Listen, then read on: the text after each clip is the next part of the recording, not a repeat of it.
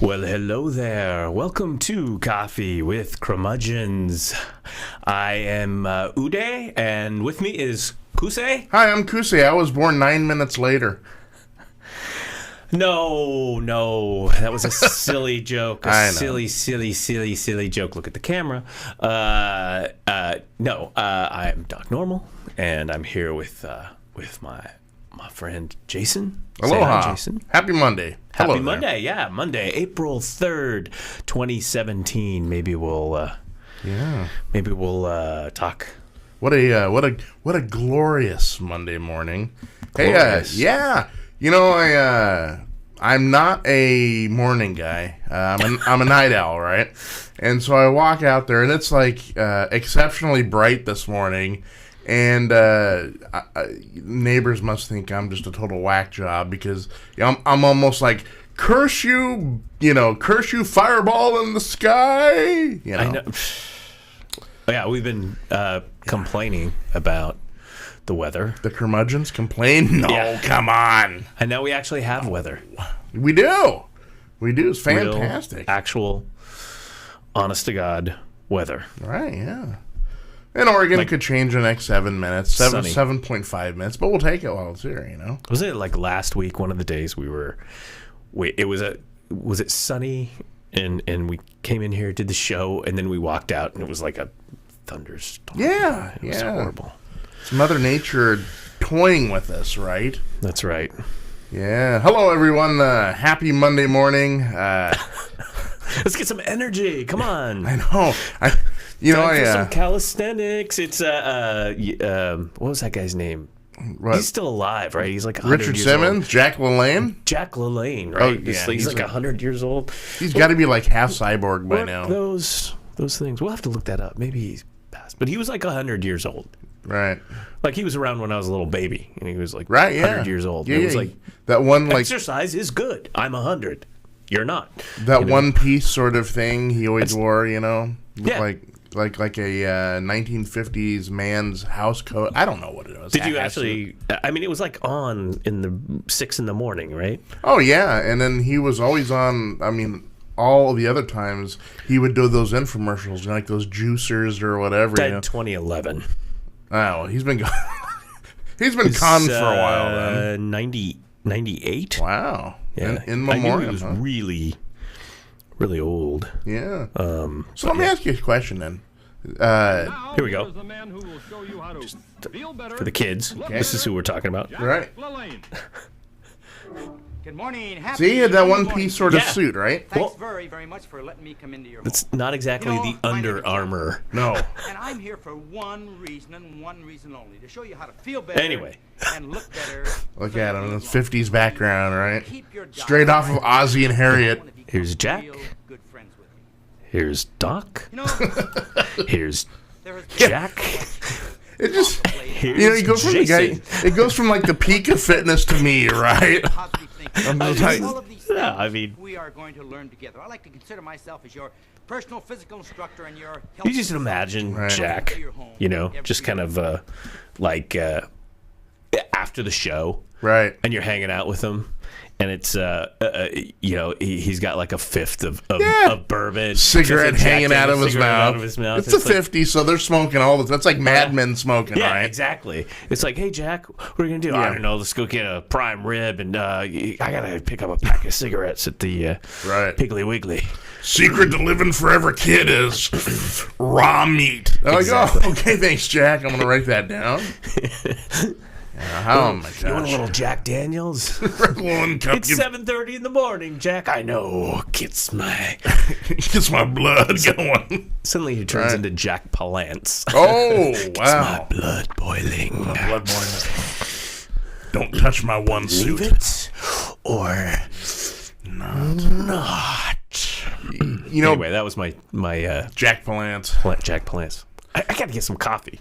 Okay, Talk. okay, I'll talk. Hello, everyone. So, you know, stuff's going on this morning. Literally, right. Coffee with curmudgeons. It's not just, folks, it's just not a title. But this morning, let's see, train derails in New York City. It was a minor, kind of minor. A minor Station. kerfuffle. It was at Penn Penn Station. Station, yeah. One injured. Luckily, no fatalities or anything like that, which That's is good. always good.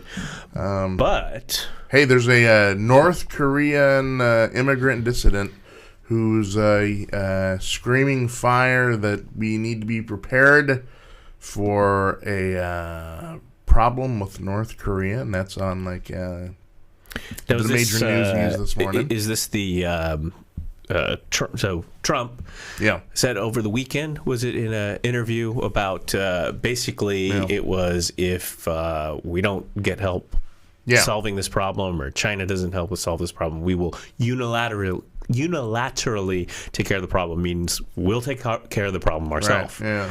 Yeah. But it's a problem. It's a big problem. Right. And if you even look, sideways at the North Koreans, they freak out, right? And so that, Trump going on there saying, unilateral, that's just going to get them all frothing at the mouth. And it's just stirring the pot, folks. Mm-hmm. And well, this is we're going to have can you pronounce the Chinese leader's name? Xing. Please send your cards and letters to Jason. Right. Well, just for appearance's sake, we're just going to call him the Chinese premier. Yeah. Every time I hear it, the thing is every time I hear I Xi. Thank you. I which is probably completely mispronounced, but every time I think of his name, I think of when you read about the guy in the news, right? And then you read how, because his name's written in English letters, right? Sure. And not very well pronounceable for English speakers. No. And then I think of his name, and I can't put the two together. Right. So it's that guy. It's like Xing. I don't know. Xi. I know. I know it's Xi. J-I. Xi. He's a big leader there. In fact, he just had a big. He's got a lot of power. He does. A lot of this corruption. And interestingly, he's meeting with Trump very shortly. Is it Mar-a-Lago, I believe. They're going to Mar-a-Lago. Now, interesting observation that I heard from a Chinese pundit was that Mar-a-Lago is a golf resort. Right. That we know that Trump owns. And he, when Abe, the leader of Japan, came, he, Prime Minister, these guys do, they go hit the links, Sure.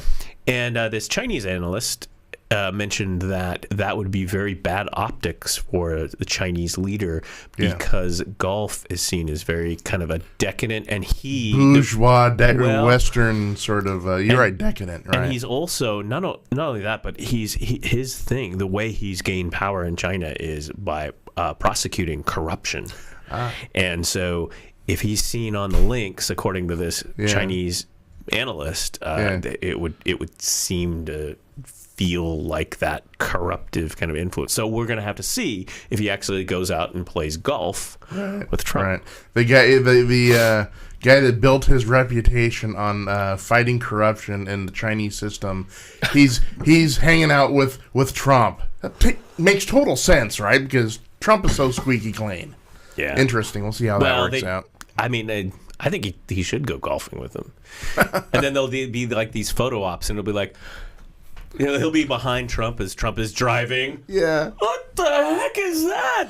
Right. Somebody cue the Courtship of Eddie Father's theme, talking about my best I've never friend. seen anything like this. We know our president has had some interesting photo ops on the course. We could always pull that up, but you don't need that in the morning. No. You don't need to see that in the morning. No, we're gonna bring you into the day nice, slow, and easy. We're not just gonna throw stuff right at you. Oh my God, the curmudgeon scarred me, right? Right. Yeah. Well, I mean, it's unfortunate. I would say that our current president needs a little Jack LaLanne in his life. I think he does. I think he needs to be LaLaned. Yeah. I mean, we went from a guy in his early 50s, right? Obama. Sure. Walking around with his shirt off and just like, well, okay. Right. Lean, photogenic. Yeah, I'll play basketball, to the current sitting president. Right. And I think sitting is the operative term. He's our sedentary president. Yeah. Maybe a few less buckets of KFC with Pence. Did you hear this? Here's another headline. Okay. And we do have breaking news. You've probably heard there was a terrorist attack in St. Petersburg, Russia. That's right. We'll pull that up in a minute, but we try to do a little bit more of the happy news, Right. But did you hear this thing about, I think this broke over the weekend, Pence, the vice president, gave an interview, and he said he cannot go to dinner without his wife or drink dinner without bringing his wife along. Did I get that right? Yeah. Did you hear this? Yeah. What is this about? Well, something about how she is I know what he was going for. The wife is a stabilizing anchor for him that keeps him grounded and his very deep religious beliefs. That's what he was trying to go for. Right. But it kind of, when He's a religious guy. Yeah, when he threw it out there, though, it's almost sounded like my wife never lets me go anywhere without. She won't let me drink, man. I can't go to Applebee's in the bar and slug a few, or she'll get mad. Yeah, I think it's. I think it's cool, you're married, you're doing, and it's like, hey, I remember when I had opportunities to go play with the boys, and I was like, yeah, not so much. Yeah. And you don't want to if you have a, if you're happy, if it's cool, it's like, hey, this is my wife and my best friend. But I thought the alcohol thing was the interesting piece. Yeah, like should pull up the quote. What's the subliminal messaging going on there, right? I think it's pretty much, God, I wish I could have a drink. As soon as I type in Pence into Google, it comes up with Pence alone with a woman. Right. Right. Pence alone. Never dine alone with a woman. Rule isn't honorable. Right. Yeah. Mike Pence doesn't eat alone with women. That speaks volumes from The Guardian. You gotta. I mean, the headlines make themselves, right? Right. Is it? A thought piece here by the Washington Post. Pence's unwillingness to be alone with a woman is a symptom of. Now, is a symptom of a bigger problem. Well, let's see that. That's what that says right there. I'm not lying. That's what Washington Post, the plumb line, whatever that is. Yeah. But I mean, he gets. He's one of the guys in the administration that wants to control what's going on in the female body, I believe. Yeah, he's very F that. He's a very deep ideologue, religious. Yeah, and he's one of those legislators. When he was governor of Indiana, and that he really walk the walk, So when he said it wasn't just like a politician. Now he's just trying to garner votes. He's trying to reach out to the right, the religious right to get their vote at the base. But he really believes the stuff. And I mean, this is the problem. And it reminded me. I think this is total different article. Ideology, but isn't this the article here? I was going to say from the New Yorker, right. Mike Pence's marriage and the beliefs that keep women from power. Right. Yeah. the whole women should be in the kitchen. Oh wow. That's the way they roll, man. Sure. Yeah. But when I was reading that, I kind of skimmed over the Pence thing because I thought it was humorous. Not very deep, but humorous. Interesting. And I said, really totally different ideology, but it reminded me of, remember Carter and his lustful urges? Oh, yes, very famous. Kind of reminded me of that, right? That was in a Playboy interview, I believe. Yeah. Yes. That he had lust, or had found he had lust in his heart, heart. And he had lustful urges. And I think that's what Pence was going for kind of too, because Really? Yeah. In the Trump-Pence relationship, Trump is seen as the stabilizing force, right? He's the calm guy. Yeah. Pence is. Right, Pence is. And, and Trump is the whatever he is, reality show sort of out there. Golfy, weird Uncle Earl that stares too long at the cheerleaders or whatever. And so Pence is like, you're real kind Uncle guy. Yeah. America, everything is going to be all right. Even when we take away women's productive rights, everything is going to be fine. They should go back to the kitchen, but everything's fine. Yeah, I've got lustful urges. I do not eat or drink without my wife. In fact, every third breath, I'm looking around to see if my wife is in the room. But everything is all right. See, that sort of vibe. I just wanted to. I don't know what the quote was about drinking, but I just imagined like. Yeah, he doesn't get himself in any situation. Well, I just imagined like this. Hey, Mike, his wife. Would be his wife. Yeah. Hey, Mike, don't go out and drink. You know what happens? And Mikey! then the next thing is it's like frat boy. It's like a scene out of the Rodney Dangerfield. Yeah, back to school. They have the jacuzzi going. And the koozies and they're in some dorm room going crazy. It's like, oh, Mike had a beer. This is right. What happens. Hey, keep an eye on him. Hey, Wally, Mike just fell off the wagon, man. He's had a few. It's like that movie Old School Frank the Tank, right? Yeah. I don't think I should drink. Next thing you know, he's running naked through the quad. Yeah, yeah. That's just the image that when I heard about this. But so what? All right, we beat that. We beat that to death. Right into the ground. Our friends over here at if I can, now it's going to time out, but our friends over here, our friends, I say our friends. Our friends? I guess we shouldn't say that. I don't know. But over here, headline breaking news. This our is colleagues? RT live streaming right now. Oh, they're not our colleagues. If you're not watching that, you should be watching you this. Are now. But very sad. There's a bomb. You can hear that. Bomb blew up in St. Petersburg in a subway.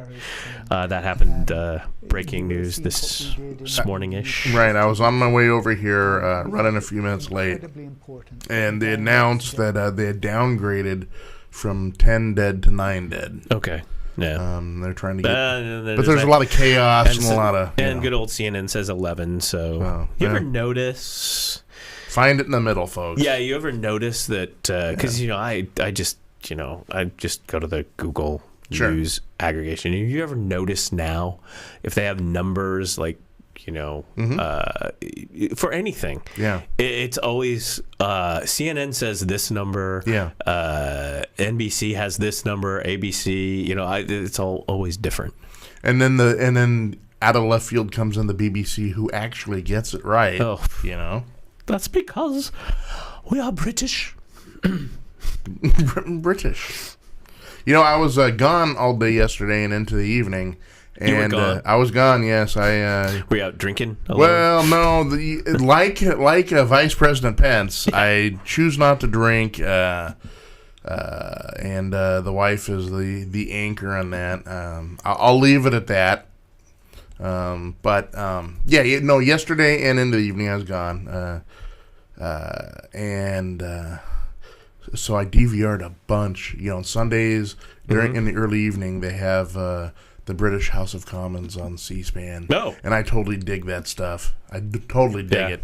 And so I got a bunch to watch today when I get home to immerse myself in British, because in British politics, she announced, or at least Theresa May. The Prime Minister DVR'd the signing of the Article 50 for Brexit. Yeah, we talked about that last Wednesday. And a Scottish referendum. How's that going? It's still percolating. It's gaining ground. I like it. And I like it. We believe the UK. UK is crap. Right. We're Scottish. This is crap. Cue the Sex Pistols. Anarchy in the UK. Yeah. But... Well, did we talk about John Lydon? Speaking of the Sex Pistols, about his comments about Trump? No, we have not. Yeah. In fact, I am unaware of Mr. Lydon's comments. Really? That was actually last week. I have to last week, let me pull it up if I can. There we go, John Lydon Trump. As we do real-time news.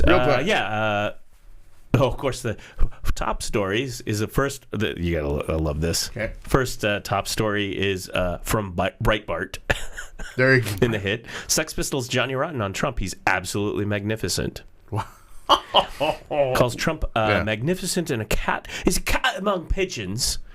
Is what he called him. Johnny Rotten. He's absolutely magnificent. Breitbart, Washington Times. I love it. You know, it's like the conservative media ran with that story. It's like, look, the guy from the Sex Pistols likes us. He likes us. It's like, calm down, everybody. I think that is probably the only time in history the words the Sex Pistols were ever probably published on Breitbart. Yeah. I may be going out on a limb, but I can't imagine that a common occurrence.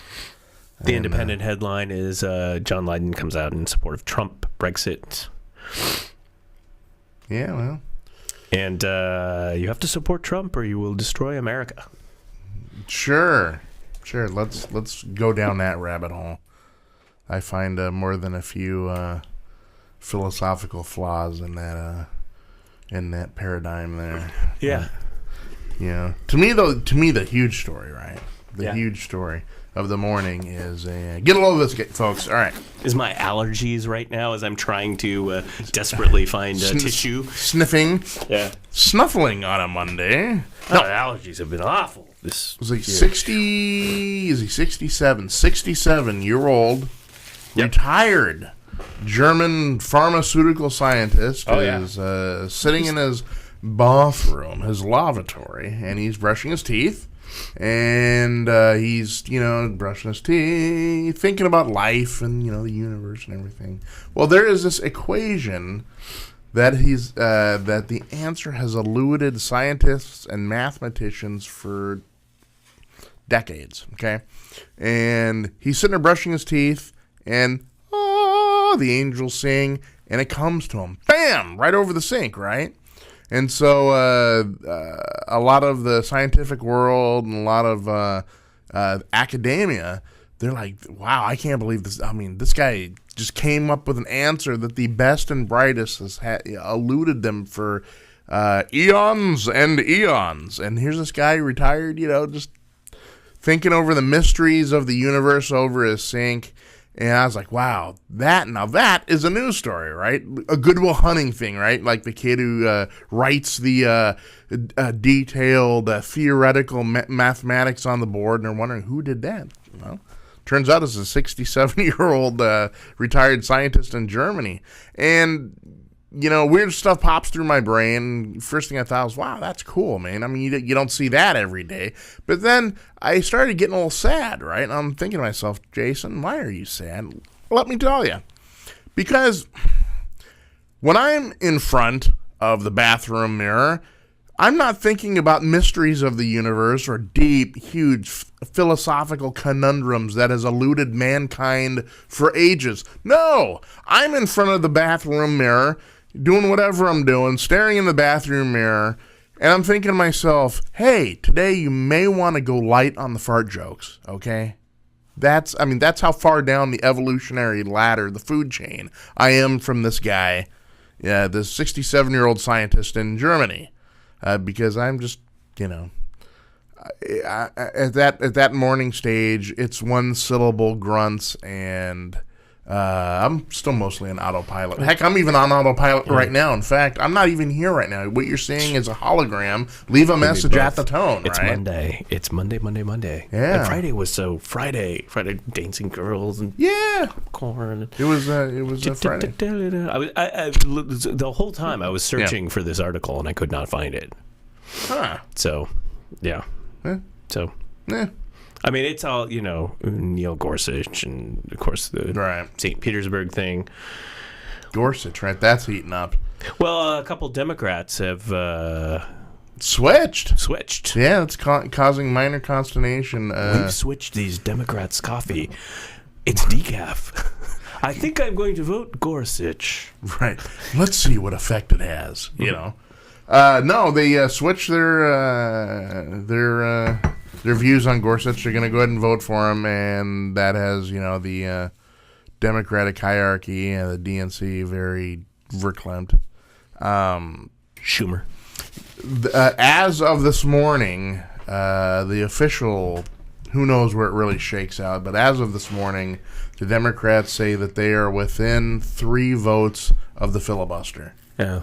And they're aiming for that, and they're also aiming for the 60 vote, not a real rule, but the 60 vote sort of. They're voting now? This week. Interestingly Watch enough, Live Senate panel votes on Neil Gorsuch Supreme Court nominee. Yes, Senate panel will vote, and then from then it goes to the full Senate, and that's when they vote to see if he's in or not.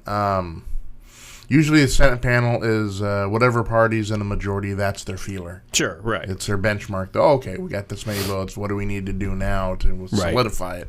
But they already know that. And I think so, too. I mean, I'm sure 24/7 their whips are going around trying to either shoot for the filibuster or trying to get enough votes for the 60 to get them in. Interestingly enough, and I give whoever does the booking over at Meet the Press, whoever does that, man, I've got to give them kudos.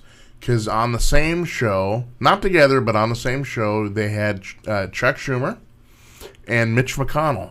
And both of them gave diametrically polar opposite reaction to this. Schumer, nope, he's not going to get it. We're going to get a filibuster going. It's not going anywhere. And then McConnell comes on and he says the exact opposite. Yep, I feel very comfortable. We have the votes.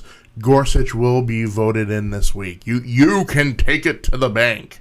So we'll see how it shakes out. It's getting down to crunch time though, and both sides have really dug in on this issue. Yeah, and I'm trying to find out who. Democrats appear to be one senator short of the 41 votes needed to block the vote. And so they're now within one. That's according to the Huffington Post. Wow, intriguing. And I'm trying to get the list of the 3 who broke rank and who are going to vote for him. And they were, but the story there is they were all. I think these 3 Democrats are up for re-election. Yeah, and they're in states that went Trump. Right. So. Go do the math. It's right? It's politics at its finest. No, it's not politics. No. It's a fine-running, fine-oiled American machine. Right. Anyway. But it'll be very interesting. I'm really bored with this. I mean, I know I shouldn't be about the Supreme Court. I mean, I was upset about the, what was that guy's name again? Obama? Yeah, it's Monday morning. Merrick Garland. Merrick Garland. I was upset about that, like you had pointed out, Mitch McConnell. Yeah. Well, yeah, it's great. I mean, they not even a hearing, not even. No. You know. Yeah, I found it so. I mean, literally, they were like, I hear you. What? Supreme Court. Right? I mean, that was pretty much the Republicans' senators' response to Merrick Garland and President Obama. Right. And I think that probably was pretty good. I like that. I think that actually happened on the Senate floor. You know, Mitch McConnell. It was like, I'm not listening to you. We have a nominee. We'd like to. Anyway, boy, that got annoying quickly. But we'll see how it shakes out. I'm going to pull this out at the end of this. I'm just going to show those Jack LaLanne videos. In fact, probably every morning we'll just watch a classic Jack LaLanne, and you'll feel good. You'll see that onesie suit that he wears, like Mad Men. You know what we could do? We could we'll smoke cigarettes and drink Jack Daniels and watch Jack LaLanne. Sure, we'll eat scones, eat chips. Yeah. Eat chips. Why not this morning time? Cold pizza. Yeah. Sure. Ooh. That sounds good. Right? Okay. Could we make Jack LaLanne our third unofficial honorary curmudgeon? Of course.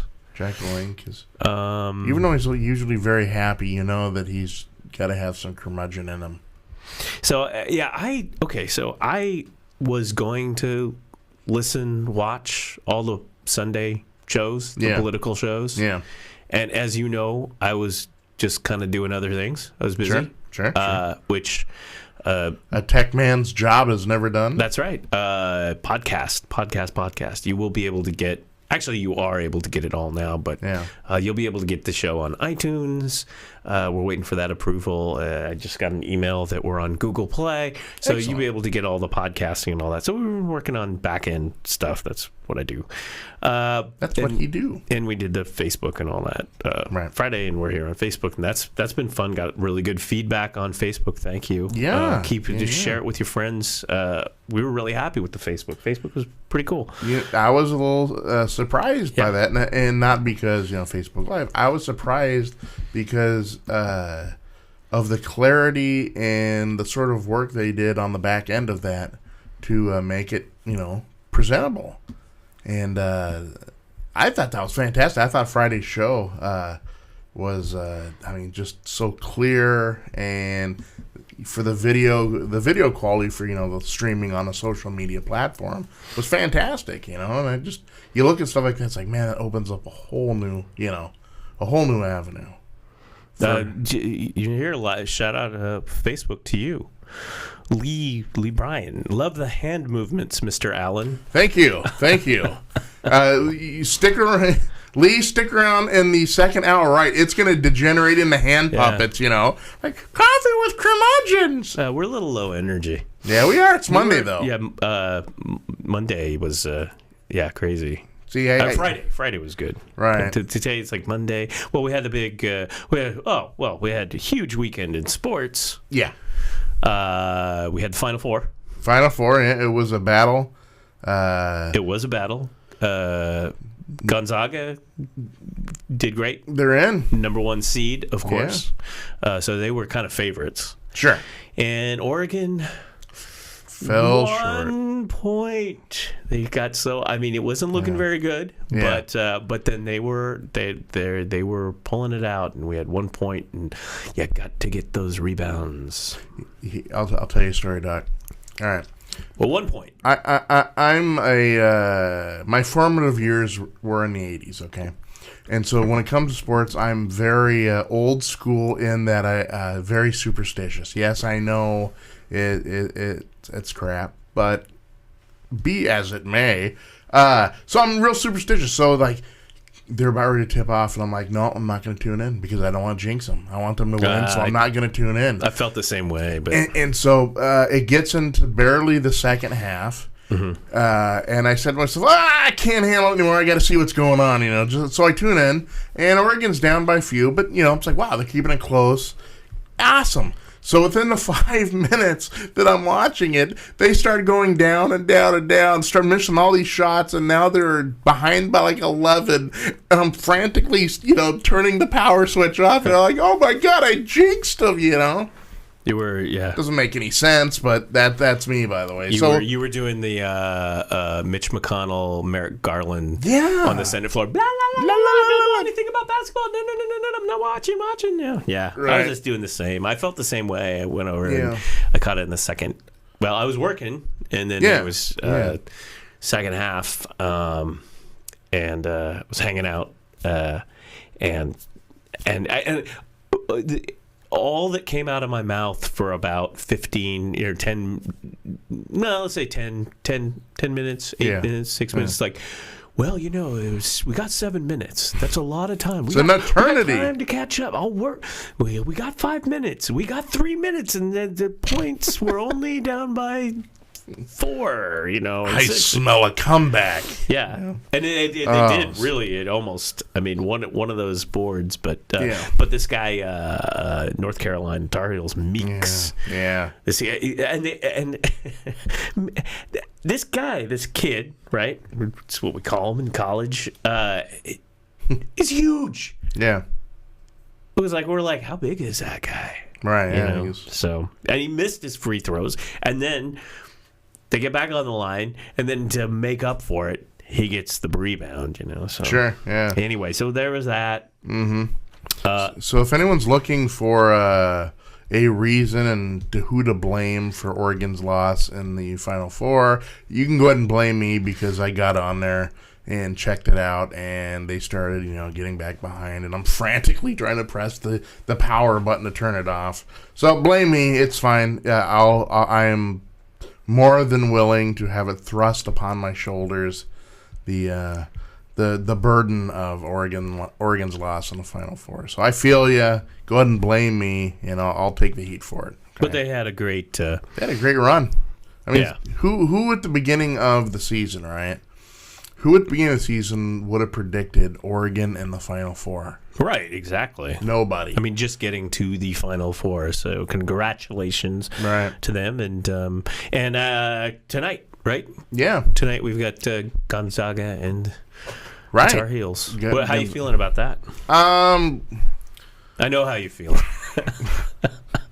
Well, let me tell you. No, I think it's going to be a good game. Gonzaga is one of those schools that, I mean, yes, they're known for basketball, but they're still kind of treated as a second-tier team against the likes of North Carolina, Duke, Kentucky, even Louisville. Seed, though. They're both. But they're both for seed, and Gonzaga has proven all year that they are a match or more than a match for anybody. But then you run into the finely tuned machine that is the North Carolina Tar Heels, and they've been here before. Okay, this is nothing new. Yes, they're kids, right? Late teens, early 20s, but these guys are used to performing on a stage that Gonzaga very, very rarely does. But boy, they had a great game. They do. Gonzaga is a team, though. So I mean, I'm rooting. I mean, I'm Pacific Northwest. So sure. I was, it's never going to happen. A Pacific Northwest tourney. Yeah. Like CBS would go out and shoot one of the Oregon players in the leg to make that not happen because it's the sports market. Right, Tanya Harding's running out there with it's like don't we need Tar Heels. We need somebody in there that people know. Right. But I was pulling for it. But Pacific Northwest represent. Yeah. Well, even one of the CBS announcers, when they were talking about, what if it's an Oregon Gonzaga final? Mm-hmm. I mean, they were mockingly almost laughing. Like, no one's gonna watch. Where's our buddy Brent Musburger when we need him? I was like, wow. Yeah. Are you guys East Coast much? Yeah. So. And I had to explain this. I'm not much of a sports fan. I mean, I'm a sports fan, but not, and so I can only. You're a soccer guy, though, a football Premier League guy. But with Oregon and an exciting tournament, I had to focus on the NCAA. I always like March Madness. And usually something's going on, and I can't really watch it. And this time I actually got to see some March Madness because it's always, if you're a basketball fan, it's always good, great stuff to watch. Mm-hmm. So I was focused on that. I can only kind of focus on one sports balls at a time, so soccer's kind of gone by the wayside now until so yesterday I didn't even know that the women's final was yesterday, right? And so shout out to the NCAA women's. That was South Carolina, who Gamecocks, lost in the Final Four in the men's to Gonzaga, right? But South Carolina women's won the final. They defeated Mississippi. So I don't know. Did you catch any of that 67-55 win over Mississippi State? In passing, it's one of those where you that's interesting, that's cool, and then you move on, whatever. Now here's the real sports story. Okay. Did you hear this one? And this is a sport I don't follow because I hate golf. I hate golf. You can like golf, but I can hate golf. Right. As they say, golf is a way that they invented a way to ruin a nice walk. Golf. That's like Mark Twain or something. I don't know. Messing up nature since 18. Yeah. So in sports, is the women's LPGA tour. Okay. And here it is right here. Did you hear about this one? This lady, what's her name? Lexi Thompson, I believe. I believe it's Thompson. Mm-hmm. Yes. She was really the favorite here in in this tournament. And what happened is they have, golf has rules and this and that and whatever. And so she was playing, was it yesterday, Sunday? And a golf viewer on television emailed the, is it LPGA? I'm pretty sure it is. I could be wrong. Yes, LPGA. Emailed them and said, hey, she moved the ball. She violated. And so that game yesterday and Sunday, the refs came up, reviewed it, came up to her and gave her a penalty. Oh, wow. I'm sure that caused a viewer. Yeah. Right. Talk about that's like if someone right now on Facebook gave you a penalty. Well, you have to sit in the that corner. could happen. but during a golf tournament. Yeah. From an email.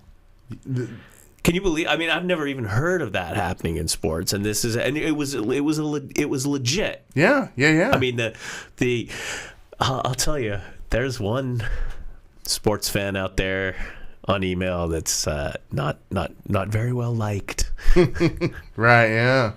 But interesting though. Yeah, you're right. I mean, guy just sitting there in front of his TV. Let me try to give you a little of this. I'll go ahead and read it out because gosh, we can do that.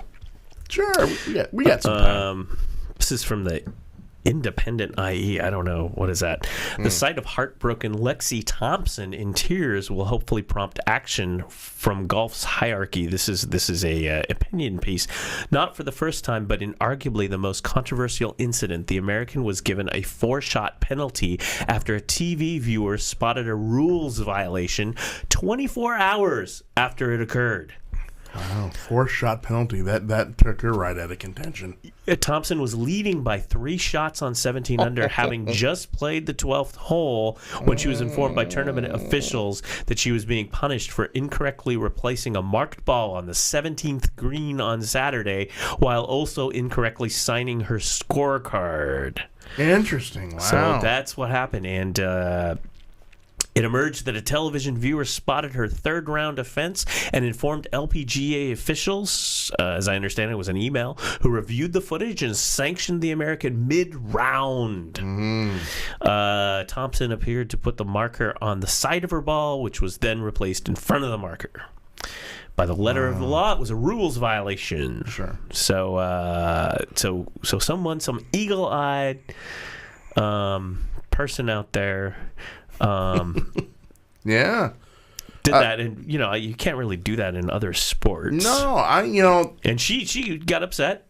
Sure, there were tears. She did do well. She came back from it, but she did kind of lose the round to this. I bet. Yeah. So Yun, great. Let's Google it. Yes, So Yun Ryu. Was the person who Rio defeated Thompson in the playoff during final round of the ANA Inspiration at the Dinosaur Tournament course, Mission Hills Country Club in California. So there you go, Lexi Thompson. Getting if a golf fan catches the infraction and is the one catalyst. I mean, is that the golf version then of a citizen's arrest? I don't know. I saw that. Citizens arrest. I mean, I mean, one of the opinions that I read was that Tiger Woods came to her defense. Actually, there was a bunch of things on Twitter I'd seen, and Woods had said, "Hey, they need to simplify the game or whatever." I don't know. I'm not a golf fan. Was the words? I just like the idea that someone on TV was like, it's like if you're watching the NCAA and you go, "Oh, that was a foul." Well, I'm gonna get on my phone, call the refs. Right. Turns out the big brother is a golf fan. Yeah. Go figure. So, but anyway. Yeah, I mean, I can. On one hand, it's like, wow, that's kind of cool that this guy was watching and he caught something, I don't know. And you'd think 2 weeks now or 3 weeks into this, I would learn to turn off my cell phone. Beethoven is calling. Beethoven. See, it's actually we're getting a call from We're getting a live call from the fan who called in the Right. violation at the LPGA Right. tour. So That's what I'm hearing. I'm hearing, hey, Jason, move your hands. yeah. I'm kidding. I don't know. No, I mean it's a we can't get anyone to call into 503-395-5040 because then you'd actually be here with us and give us your opinion.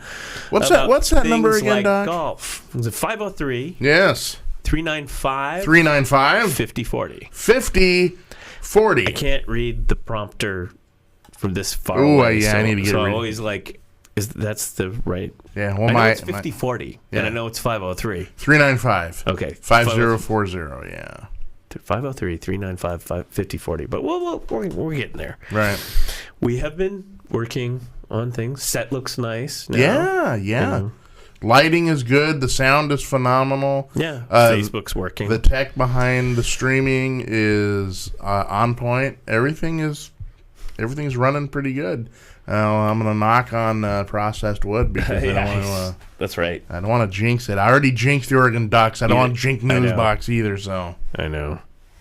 yeah. I don't know what else is other than the terrorist attack. Looks like Portland Timbers tied New England in the MLS. I think they played yesterday. Jared Kushner travels to Iraq.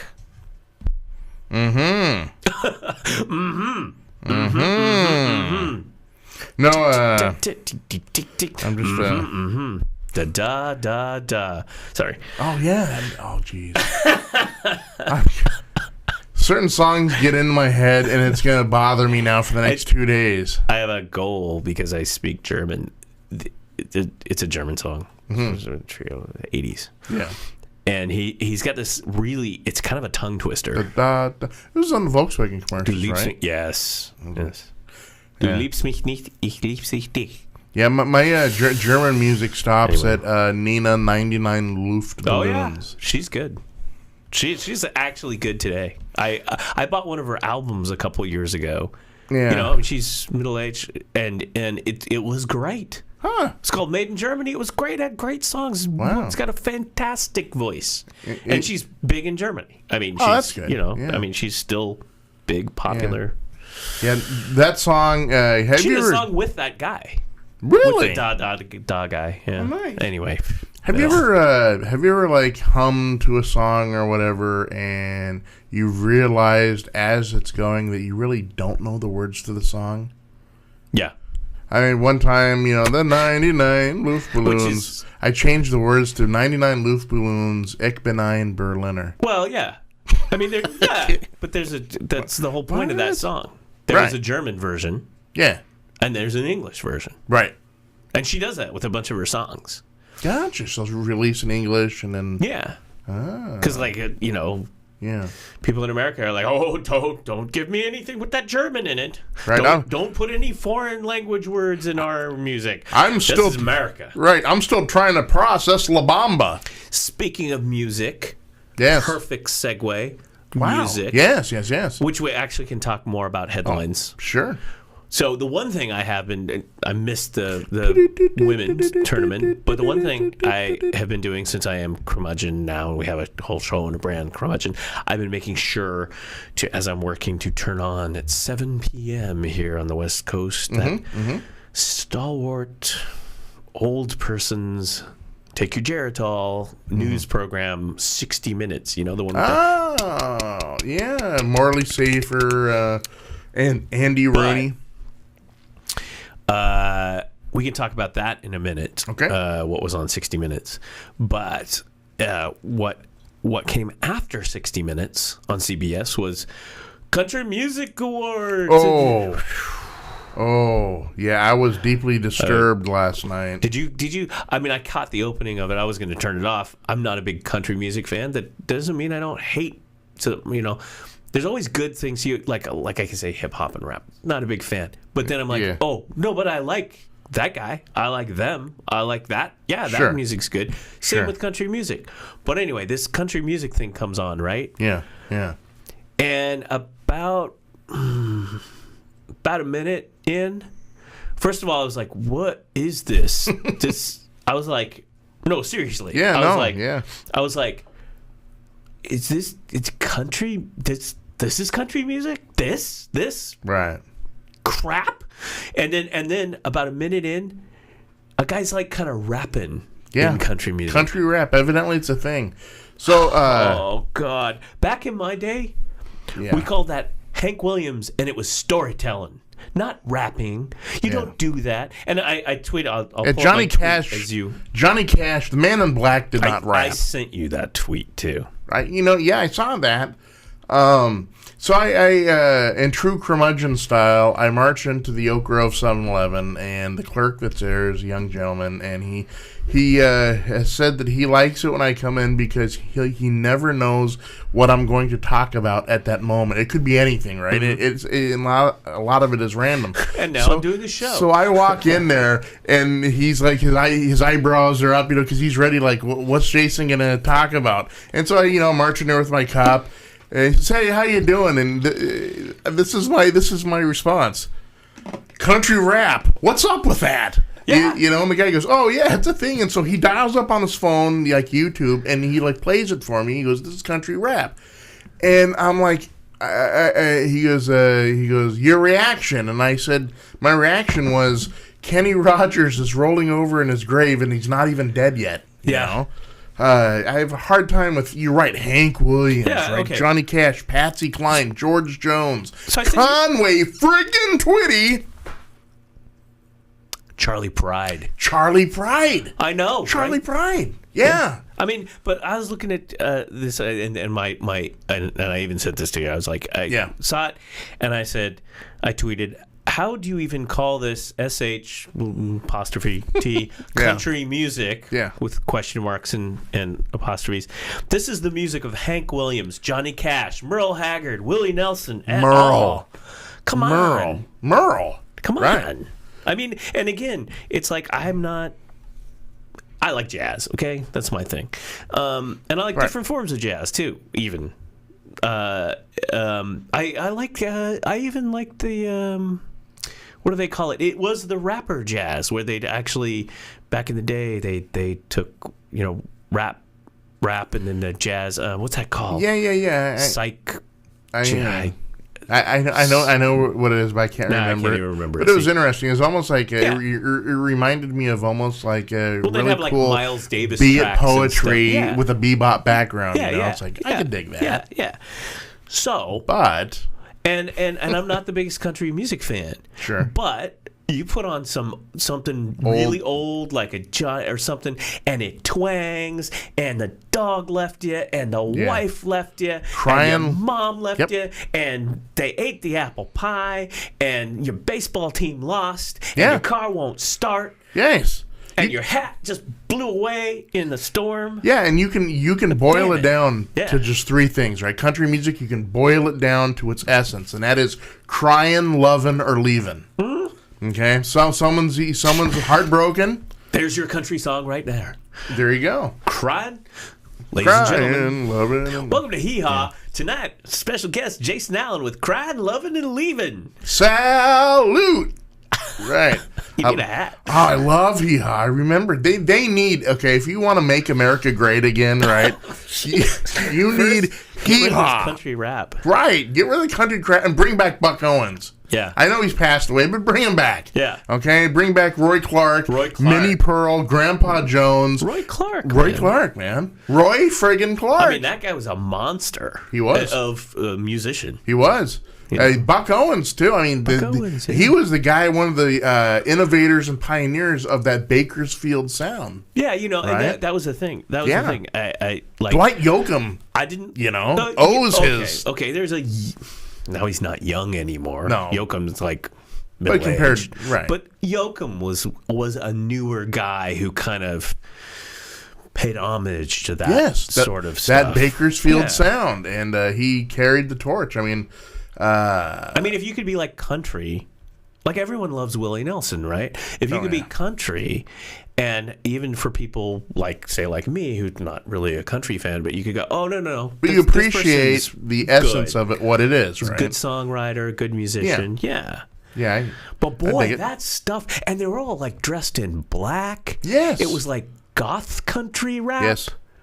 Yep. What the hell? What is wrong with America? I don't know. And let me tell you something. The sample that it got played for me at 7-Eleven was, and I'm not kidding here, it was a grunge guitar riff, okay?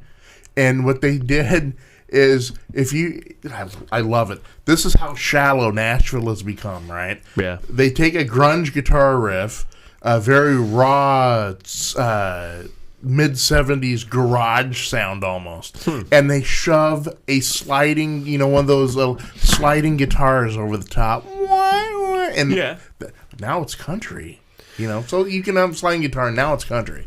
It's horrible. I don't get it. Yeah. Maybe I'm old, maybe I'm just a curmudgeon, whatever. It's definitely curmudgeon-y. I just don't understand, man. I don't understand. So if you want to make America great again, bring back hee-haw, okay? America needs hee-haw. Make it happen. Whoever controls, whoever's the puppet master out there that controls, the secret, like Bilderbergs or whatever. Yeah. Bring back. Didn't. No. I should just stop this line of questioning because I just everybody. went down a path and I started thinking about Garth Brooks and I was like, no, I don't know. So anyway, country music today.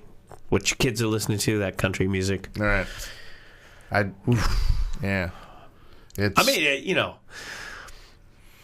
It's rock and roll. It's pop music with a slide guitar. You know what I like? I like rockabilly.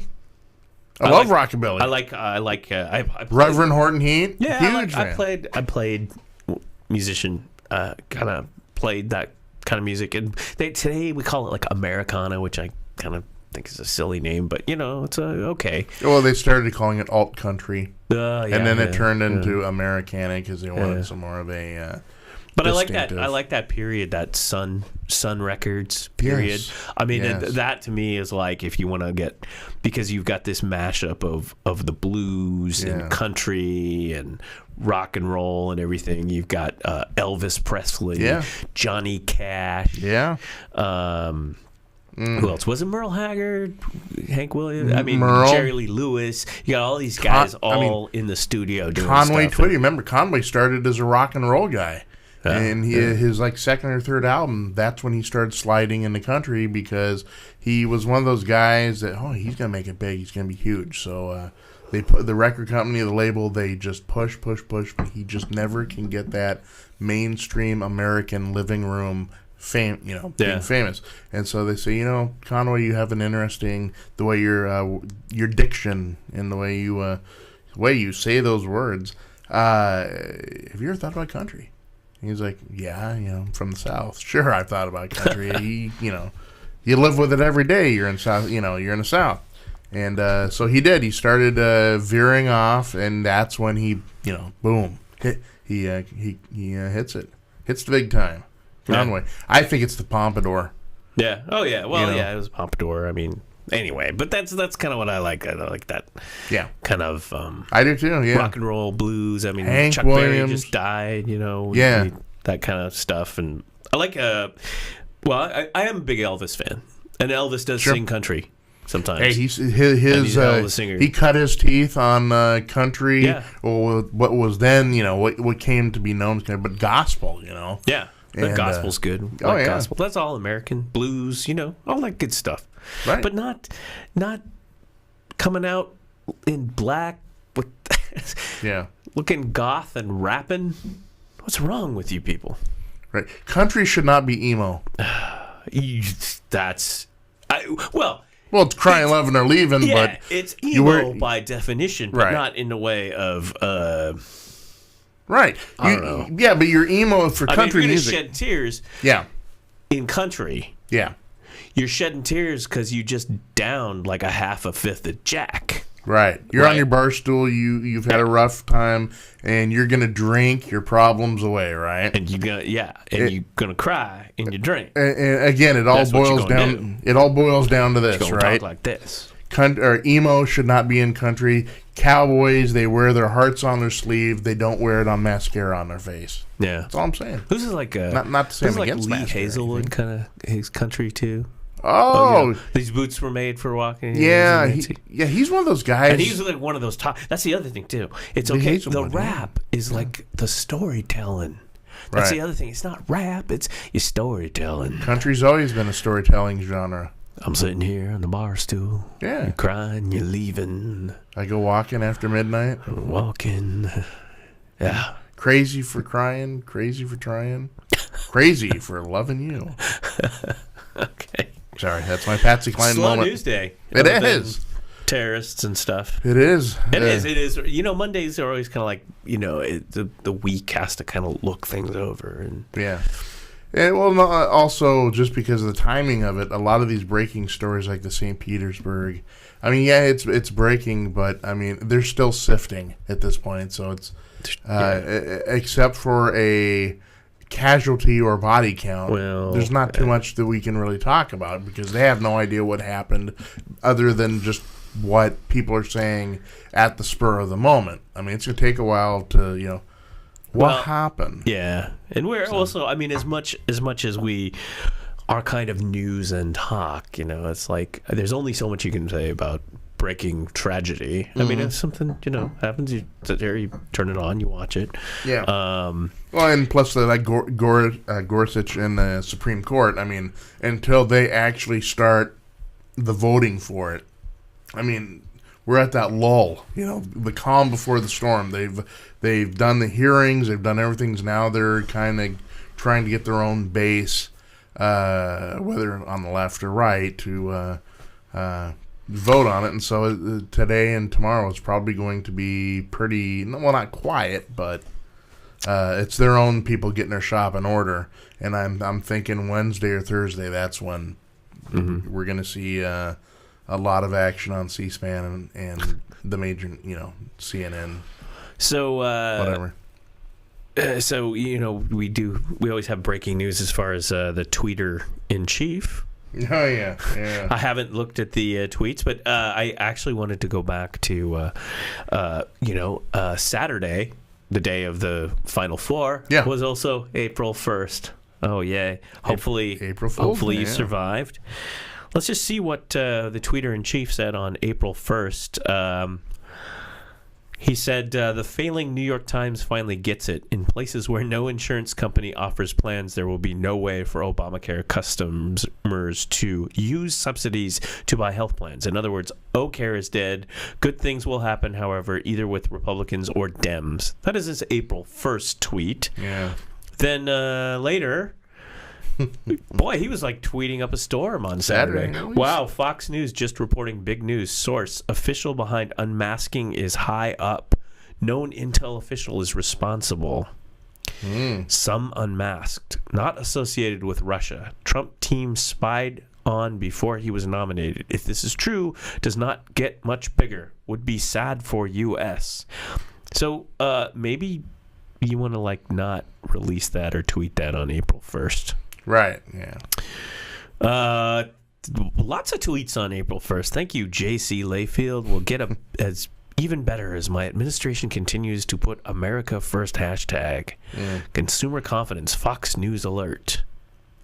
And then yesterday, anybody, especially fake news media, who thinks that repeal and replace Obamacare is dead, does not know the love and strength in our party. Capital strength. Love and strength, Jason. Right. Isn't it amazing, though, the weird sort of irony of April Fool's Day? It is the one day where people get on the internet and they read stuff and they're actually skeptical about it. Yeah. The one day they don't buy hook, line, and sinker, the most wacky sort of out there. So, wait, is this guy tweeting? Is he really the president? Right. Yeah, is he really the president? Question everything, you know. Talks on replacing Obamacare. I mean, it's all like a whole weekend was Obamacare and the surveillance leaking story. The real story turns out to be surveillance and leaking. And then, of course, on April 2nd, we have, you probably heard about this one. Melania and I are honored to light up the White House this evening for World Autism Awareness Day. There's some controversy about that, I believe. He also had the, I don't even know. This is one of those There's things in the news where you just go, I don't know if I want to touch that or not. Yeah. And that's even a worse pun right there. Right. Where other people, fear to tread. Well, there's this whole proclamation. Was it a day or two ago? We have all. First of all, we have all these days. Yeah. This awareness day or that awareness day. Bald guy awareness day. Wow. Exactly. I don't know. It's like there's a day for everything. I prefer follically challenged. Yeah, well, there you go. See, but yeah. So but you're right, though. I mean, every day there's a different day. Yeah. National blah blah blah. Well, there's even a national blah blah blah day. Really, I'm not going to get into it. It's October 27th. There you go. So so the autism. Maybe I'll get into it later. I don't know. It was kind of disgusting considering Trump's original thing. So amazing reporting on unmasking the crooked scheme against us by Fox and Friends, spied on before nomination. So that's what they're reporting. The brother of John Podesta paid big money to get sanctions on Russia lifted. Did Hillary know? This is our president tweeting this 6 hours ago. This was his morning turlet tweet. You want to know that you want? Did Hillary ever apologize for receiving the answers to the debate? Just asking. Right. Well, we know Donna Brazile didn't. No, right? Yeah. She said, "Oh, I did it. I'd do it again." Do it again. It's like, okay, nice. Well, this is all deflection, though. I mean, the Bill O'Reilly scandal broke. Oh yeah. And people are openly asking if he wasn't the number one show at Fox, would he still have a job? It's that bad, literally. And he is the number one show. He is the number one show. They've just renewed his number one news. I mean, he's still number one in the market. In fact, he signed Fox News just signed a new contract with him, and they still mostly stand by him, even as more women are coming out and openly talking about sexual harassment charges. Yeah. And now the people are like, well, okay, Rupert Murdoch and all, but man, this has got to be a pattern at Fox News. If O'Reilly's doing it, Murdoch's doing it, other people have reported, other executives at Fox have been doing it. It's systemic, right? At least within their company. Okay, I don't know. I did have a big breaking story. Yeah? Just because I liked it. And it involves the president. Excellent. Donald Trump. Trump's Ferrari disappoints in auction. Oh, yeah? Yeah. He didn't get the high bid that he thought he was going to get, right? Well, the story here is this is what kind of sucks about the story. Okay. It's not owned by him. He sold it like in 2011. Oh. Okay, he owned it for like 4 years. It was a F41. Dang, it's not coming up. Some pictures of it here. It did not fetch as much money as it would. This one says $270K. I thought it was less than that. It's a Ferrari F430 F1 Coupe, once owned by President Donald Trump, sold at auction for $270,000 this weekend, bidding on the Italian sports car, which features a Rosso Corsa racing red paint job and beige interior with Daytona bucket seats. There you go. If you like those sports cars. Ended at 240, 10,000 below. What does this say? 270. Ended at 240,000, 10,000 below the low pre-sale estimate of 250. The high estimate on the vehicle was 350. The car was sold by the president to its second owner. So this is the second owner to put it at auction in 2011. Okay. The title of the vehicle was at Trump Tower. So that is, it is a. It's a little drive to the store car, 4.3 liter 490 horsepower V8. Pile the family in, go for a picnic. Sure, I understand. Top speed of 196 miles an hour. Right. That'll get you to the 7-Eleven and back.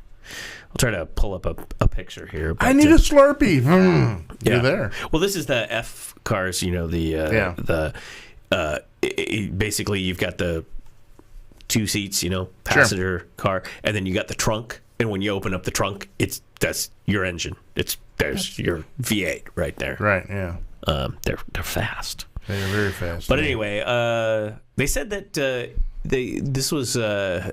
these were early 2000 models of Ferraris. Okay. And basically, Ferrari has been kind of phasing out the fully manual transmission, and so with sports cars, that's what you want. You want the manual transmission, and they said that that's part of the problem with the resale value, that people aren't getting as much money. It used to be back in the day, I remember, where you'd sell old Ferraris, and you'd make like hundreds of thousands of dollars more than the person purchased it. Sure. Not so much anymore. They're one of the few cars that don't depreciate. They actually, but they do. Well, they do in According this case. to this now. Yeah. So, let me ask you this question: do you think the underselling, I guess, of this Ferrari, do you think it bothered Trump's ego? Think it tweaked him a little question. bit, or is enough time? Good question. Or is enough time gone by? He hasn't here. owned it in years. There Whatever. it is. There's a nice looking vehicle. Yeah. See the engine. Oh yes, here's a picture of that's your engine compartment there. Car reminds me of the Magnum PI Ferrari. That was a him that was a GT. I think that was a GTO. Him and Higgins, they're rolling GTI, around. Yeah. GTI or GTO. I can look that up. I used to know all my super sports cars. Gotcha. I even have a book here somewhere, so I knew. Intern, used get to the know, book. Yeah. Well, and then Miami Vice. Then they got the Testarossa, Right. the white Testarossa, and then I was like driving around Lake Oswego, and one drove past me just like Miami Vice, white Testarossa, one mirror, drives past. I'm like, Don Johnson's in that car. I don't know, Right. but that was Tell Melanie hi. yeah. So Trump,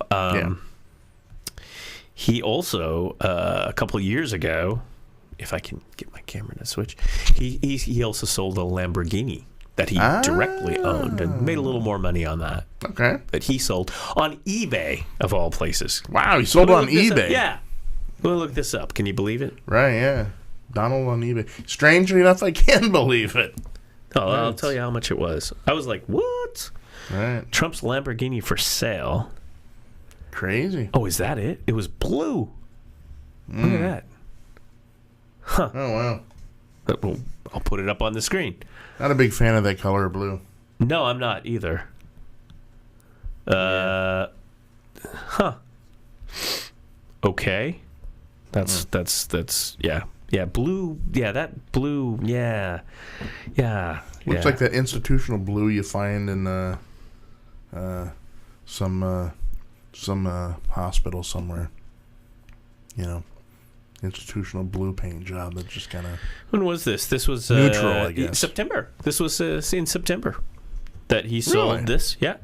Lamborghini is currently on sale on eBay. eBay. I mean, it's like Yeah. I mean eBay. It's like buy doilies or something on eBay. I mean, Right. I've never heard of a Lamborghini being sold on eBay. I mean, there was that. You go on eBay to buy like replicas of the Star Trek phaser, right? Yeah. I mean, it's they're selling now eBay or Lamborghini. God, it is blue. Ugh. Yeah, look at that blue. It's a 1997 Lamborghini Diablo. Yeah, it's The Diablo is the successor to the Countach. it's like it's like in the institutional sort of Really neutral not, blue. Yeah, really not a good color. Oh, A crazy blue.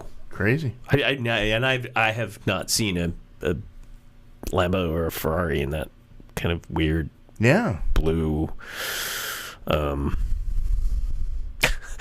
We're just like, it's blue. It's blue. You usually have red Right. or yellow. Yellow. Yellow's a big one. Lamborghini, also black. Black. black, a real jet black. Yep. I mean, the Testarossa, that Miami Vice Testarossa, when they got it, was white, and that was a big deal because it was like, it's white. Right, yeah, That was yeah, so yeah. weird to see, Yeah. you know, a so racing just car in white. But Blue. Hey, you think like let's see, what's some good old fashioned Italian names? Antonio and just whoever, you know. They're probably sitting there after they give the it's paint job. They're having some cigarettes, drinking espresso. You know, hey Antonio, this blue is crap. did he? But Trump will buy it. Yeah, it says, I'm trying to look for the price here. 493 horsepower, 5.7 liter V12. V12 with 5-speed manual. So this Diablo's like decked out for sounds like sale. a German rocket. Yeah. So, I mean, Release the V12s. Yeah, they have it. That's what I was surprised that the Ferrari was a V8 because I know that these guys are V12s. But anyway, at 96, 400 in the 400,000 mark. Wow. So that's how much. That's how much. Crappy blue. Well, I wouldn't say it's crappy. We wouldn't like. It'd be like, hey, here's a Lambo. But anyway, that was his. And then he also sold a Cadillac limo that he had. I think all this was like during the campaign. Yeah. You know? Gotcha. Well, that was a downer. And in 1 hour, he's meeting President al-Sisi of Egypt. On behalf of the United States, I look forward to a long and wonderful relationship. So there you go with that. Mm-hmm. So that's Donald Trump, Ferraris, Diablos, Lamborghinis, Cadillacs, custom Cadillacs. I mean, right? He doesn't need a custom Cadillac. He's already got one, right? The presidential limo. That's as custom as it gets. Yeah. Wow. Hello, Facebook. In other news, that's like the typical anchor segue, right? In other news. Yes. I don't know. What else you got? You got anything for us, Jason? Slow news day. I saw something about the country of South Africa has been I don't know if you say delisted or has been rated down to junk bond status. Country of South Africa. Really? Who knew? Who knew? It just popped up here. Could be fake news. Here's kind of a sad story. Uh-oh. Elderly couple married for 71 years. Die 4 minutes apart. Well, yeah, that happens, you know. Yep. That happens. You know, you live with someone so long, you're kind of like almost connected. Yeah. Let's see here. It's really a slow day today, isn't it? In other news, how about a Florida woman and son fatally shot after cops tell her stop calling 911? Yeah, I saw that. That's horrible. Mm-hmm. That's a very horrible thing. Yeah. So that's on 60 Minutes. You remember out there in is it Oklahoma? Last year, they had a one of these videos. Mm-hmm. This guy was stopped. His car was stopped in the middle of the road, and he was out. And there was a police officer, a woman, and she, you know, drew her gun and all that, and then she fatally shot this guy. So they 60 Minutes interviewed this police officer. The trial is coming up in May. She's she's up for I don't know, manslaughter or something like that. Right, Do you remember that one, the North Carolina? I believe so, yeah. Yeah, and so they interviewed her. Just first time she spoke to the press. And, really? Okay. You know, she says that it was you know, she's going to defend herself, and I mean, this was like all we got so many police shootings, and yeah. Well, I really don't have any much to say about it. I mean, I got some archaeology news for you. Kind of sad. and not kind of sad, very sad. And, Right. So there's that. So you can go watch that on 60 Minutes. In other news. Hey, some archaeology news this morning. New period remains discovered in south of Cairo. Oh, wow. And remains found 40 kilometers south of Cairo could be Egypt's first attempt to build a smooth-sided pyramid. Oh, wow. Yeah. A top antiquities official said that an Egyptian excavation team has discovered the remains of a new pyramid that dates back to the 13th dynasty, some 3,700 years ago. The head of the ancient Egyptian antiquities sector, Mahmoud Afifi, said in a statement on Monday. Mahmoud said on Monday that the remains were located north of King Sneferu's, that's really his name, Sneferu, bent pyramid in the Dashur Royal Necropolis, about 40 kilometers south of Cairo. Due to the bent slope of its sides, the pyramid is believed to have been ancient Egypt's first attempt to build a smooth-sided pyramid. Interesting. You never know. Tasmanian tiger may still exist. Really? That's a big headline in the news. If scientists find evidence that the supposedly extinct Tasmanian tiger still thrives in Australia, it is not the first time the species thought to be extinct. And they're pretty... Just like everything from down under there looks kind of scary, right? Yeah. I mean... Just the animals down under, just a little bit, because they're down under. They're just a little scary. Yeah, right. A little scary. I was just looking here. I did hear about. We talked about Elon Musk and landing the reusable rocket. Yes, He gave a big interview. Some interesting things came out of that interview. He wants to turn these rockets around 24 hours. That's the goal. Something else that we found out that we didn't know about that launch is they did the reusable rocket. They landed it back on the ship. They used that robot that we talked about a week ago to secure it because they can't get people. Basically, in high seas, they can't get somebody on there to secure the rocket. So they have a little robot to do it. Cool. And we showed some pictures of that. Yeah. But the fairing, and the fairing is the piece that's on top of the rocket that protects whatever the payload is, right? Right. And they actually brought that down too as reusable. Wow. And he says that in this year they may try to do the second stage as well. So he in this interview, Elon Musk basically said, and he's like, well, the confidence level's not so good for the second stage or whatever, but we're going to try it and learn from it. But his point is, they're almost going to try to bring down every piece of that rocket at some point, like maybe a year or two, couple years out, and it's completely reusable. The fairing, and the fairing's like a $6 million piece. I mean, rockets are expensive, right? Yeah. So that was fascinating. That it's not just the big booster, but it's other pieces of the rocket that they're going to try to recycle. That's amazing. And then the other thing is they're going to be launching the Falcon Heavy, which is 3 boosters strapped to each other.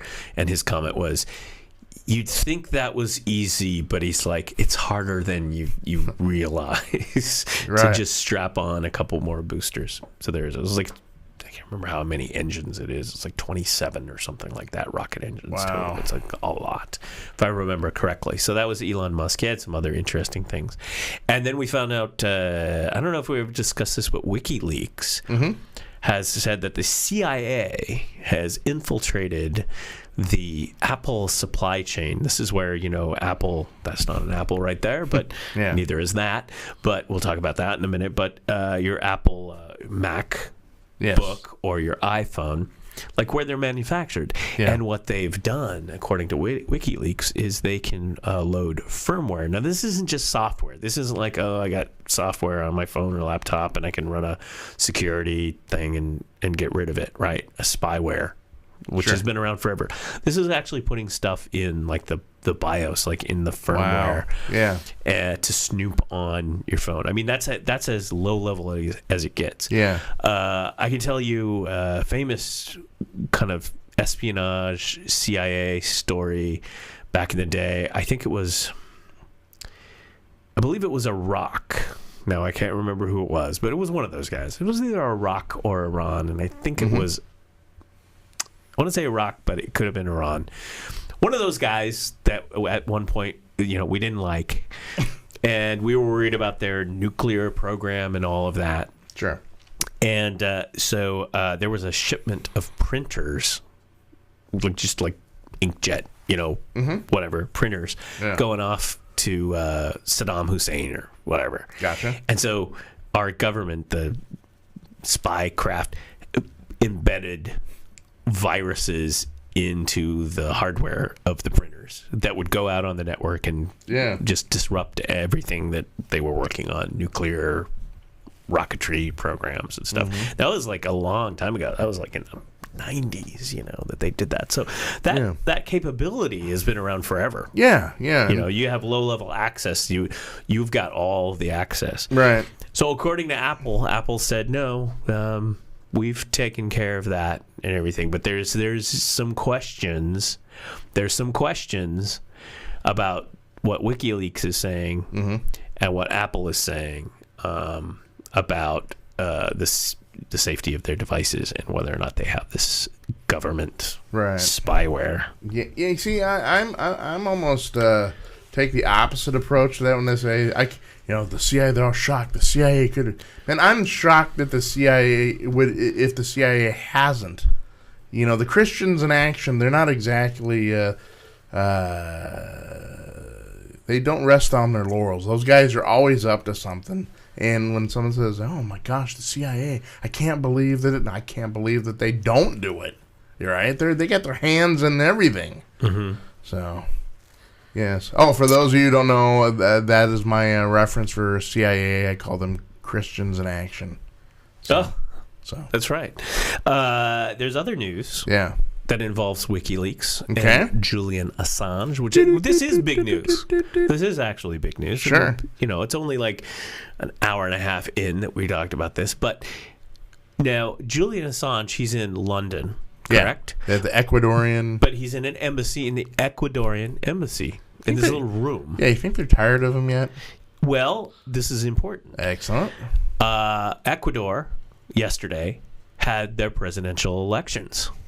That's right. Which would affect Julian Assange. So it looks like these elections will turn out okay. Ecuadorian election, Lenin Moreno, he's a left-wing candidate, headed for victory amid opposition fraud claims. Left-wing candidate begins celebrations after presidential runoff with implications for WikiLeaks founder Julian Assange. So the question is, as you said, would the new president, new administration, if there's a change in the political landscape, would they then affect Assange's living arrangements?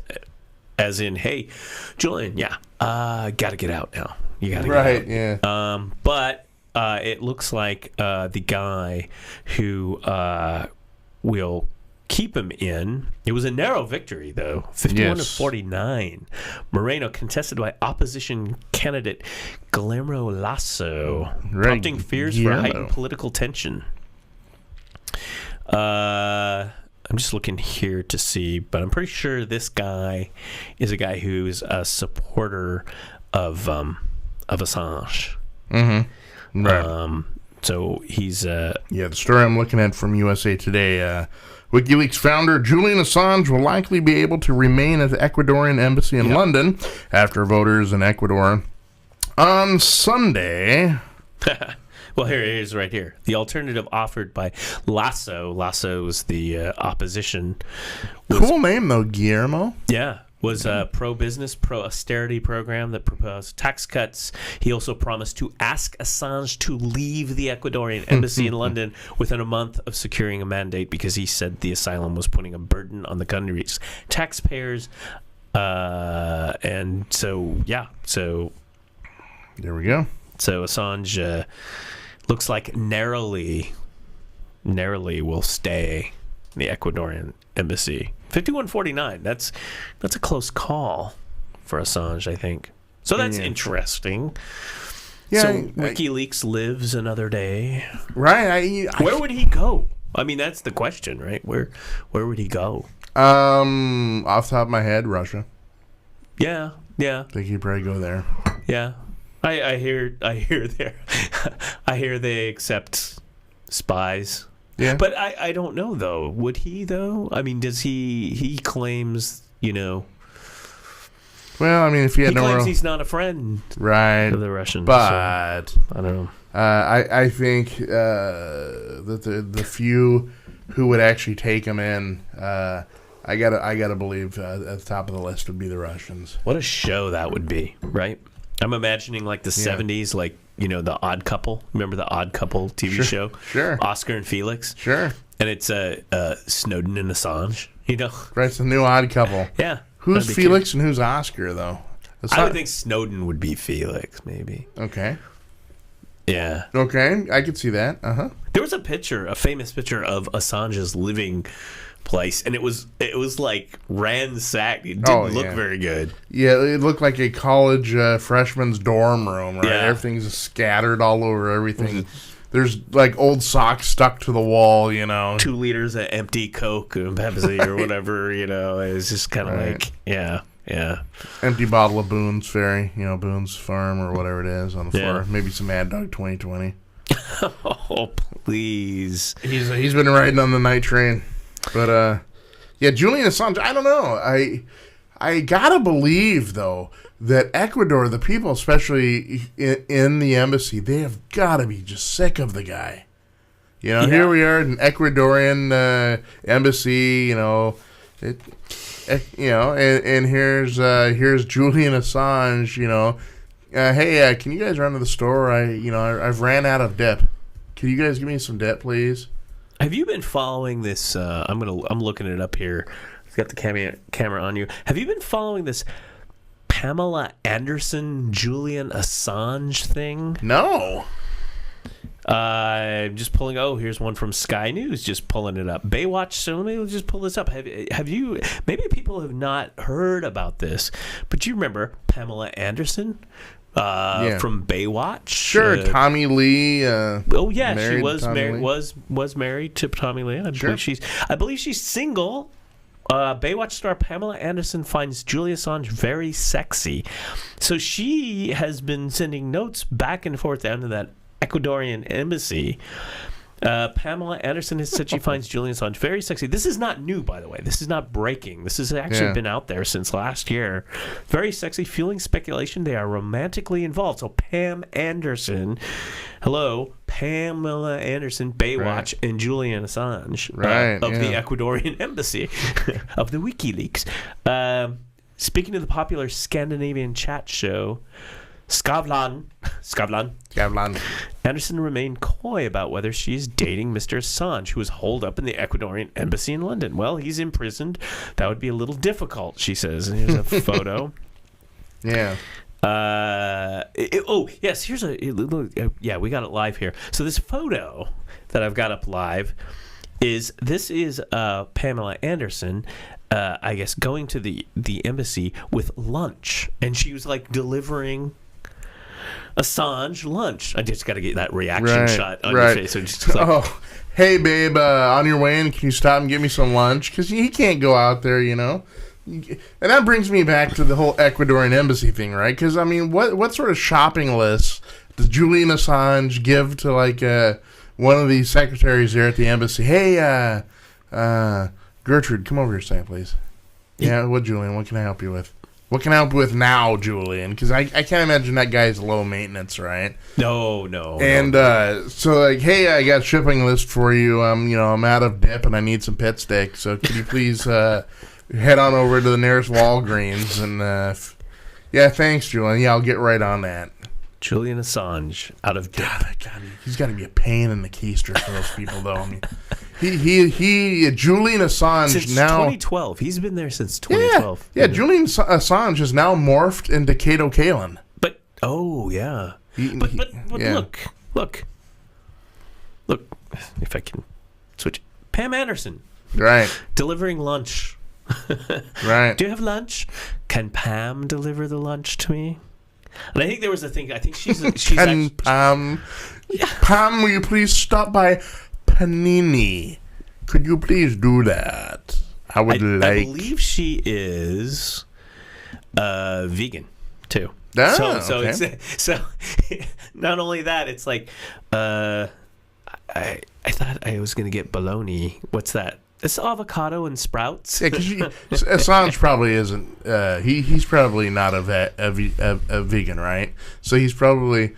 Well, let's look inside this bag. What did you get, Pam? Yep. It's like, oh. She is an animal rights PETA person. Beans and sprouts. And, he's trying to be nice about it because he doesn't want to offend Pam Anderson. So she's a vegan. Very intriguing. And speaking as a vegan. Yes. Right. Let's get the vegan take on this, shall we? Yes. I do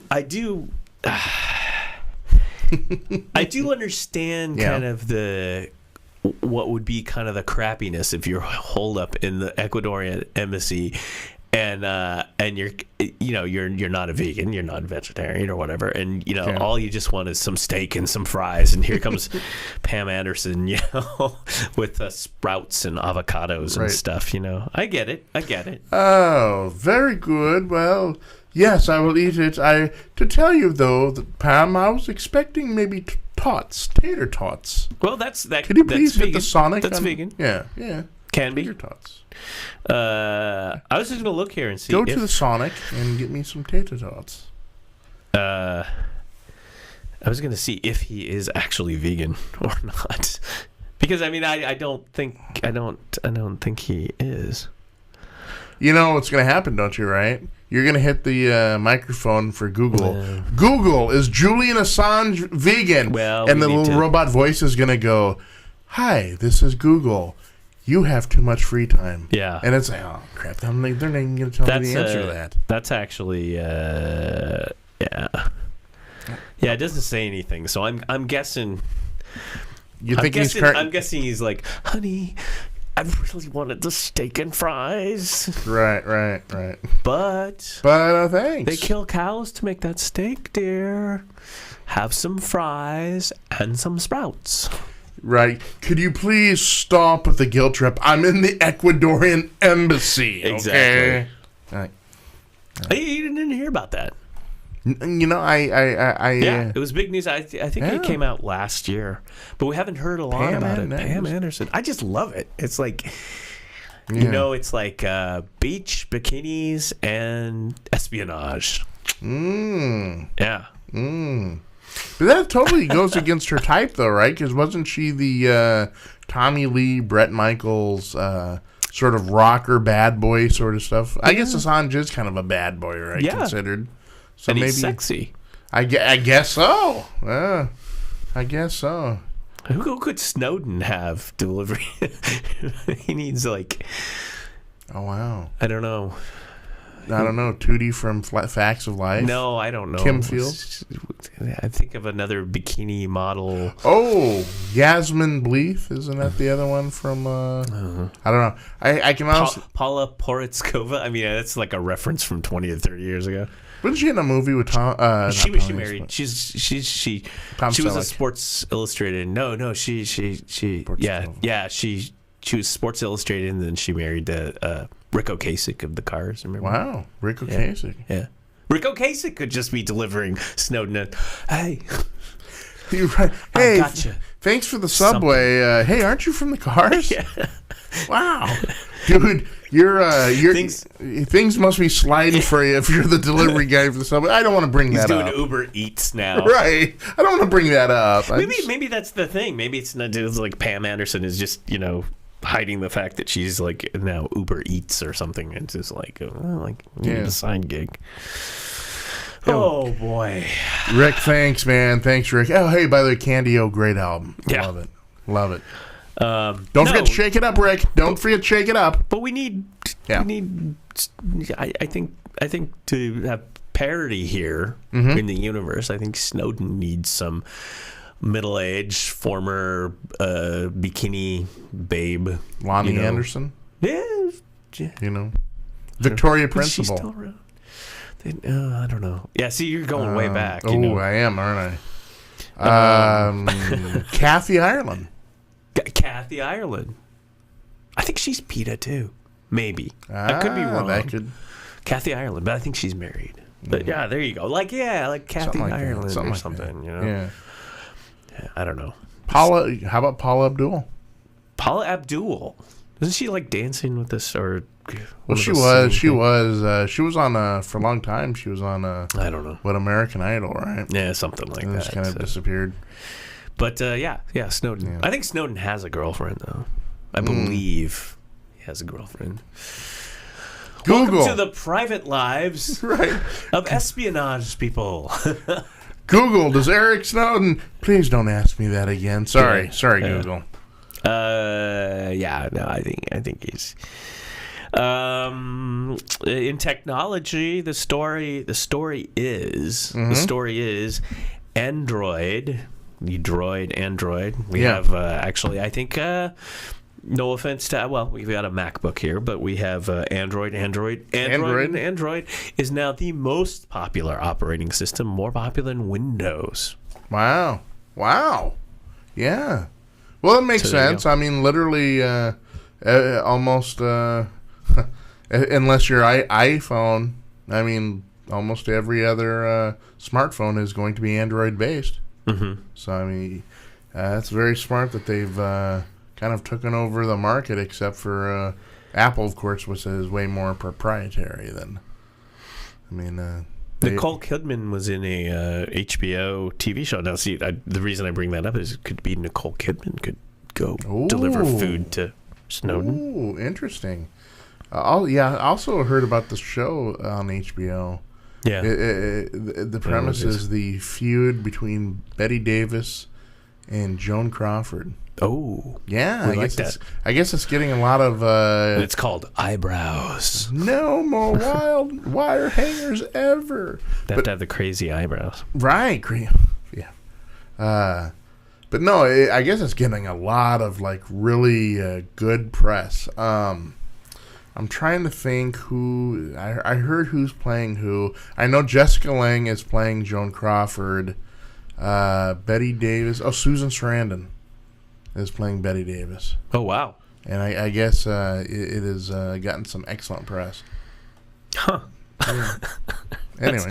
That's very interesting. Just thought I'd, set that out there. Yeah, I know. It's just slow. Yeah. I mean, we're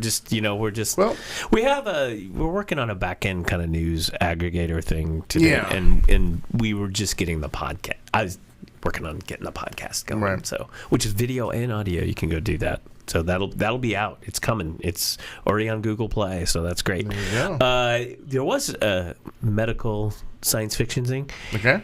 They call it the sci-fi therapy, like something out of sci-fi. So it's for brain tumors. Okay. Did you hear about this one? No. And it's a cap. It's an electronic cap, like non-invasive.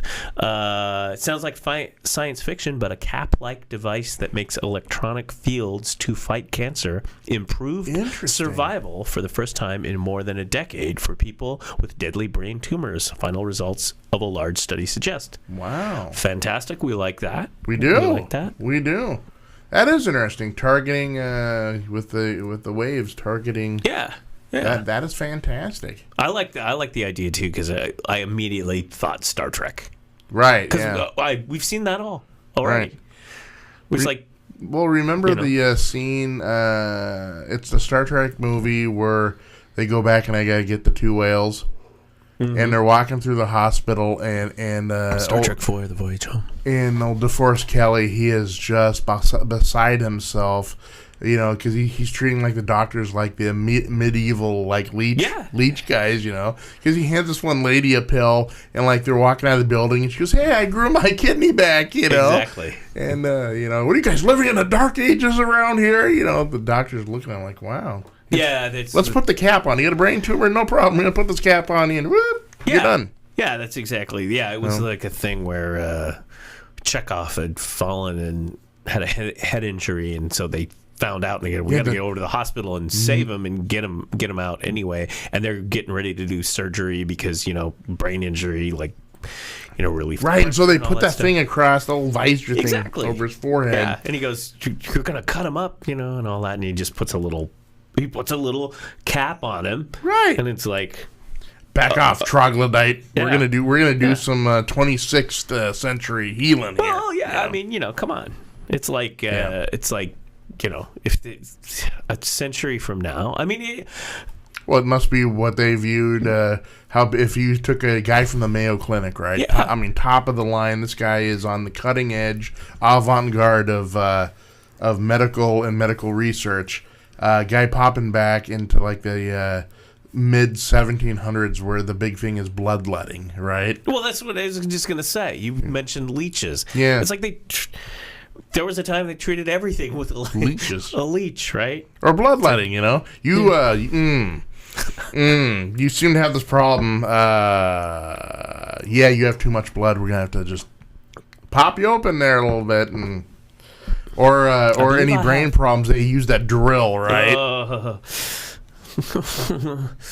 I believe I have the vapors. Well, let's get some leeches. And put some leeches on your... Right. I have a sneeze or need some leeches. I mean, it's just like, it's horrible. Yeah, things are going to turn out bad when you're pre-doctor, and the term for apothecary. Surgery just in our lifetime has been revolutionized because, right, we all remember like surgery, like, someone would go have surgery and then they come back and it's like, you want to see my scar? And it's like 4 feet long. Triple bypass from the like gigantic larynx down to the navel, right? And doctors figured out with microscopic things and stuff like that, hey, how about if we make a tiny incision and we get in there with our tools and our microscope, our little, they do cameras TV and cameras and stuff, and then they do like gallbladder operations and all that stuff, and because if you cut your body open more, it's worse. So I mean, there's all those kind of advancements, and I think what I think that whole future of that, like the Star Trek future of medicine, is the nanobots, of the whole just take this pill and a bunch of little robots will activate and go through your arteries and scrub them out or something. You know what I mean? I can see that in the future. Some guy walks in, or some guy or gal walks in the hospital, or doctor and says, "Hey, I've got cancer. Yeah. Let's release some nanobots in your bloodstream," where the nanobots, their sole job is to find the cancer cells and do away with, eat them. Yeah. Or do away with them. And of course, these therapies won't be available to any normal person. Nope. Because they'll cost $1 billion. Yep. So these will be therapies for the slight 1%. The top 1 of the 1%. Only those that can afford real health care. Right, the Koch brothers and Soros. They're going to be the only ones who can afford it. Or maybe Bill Gates.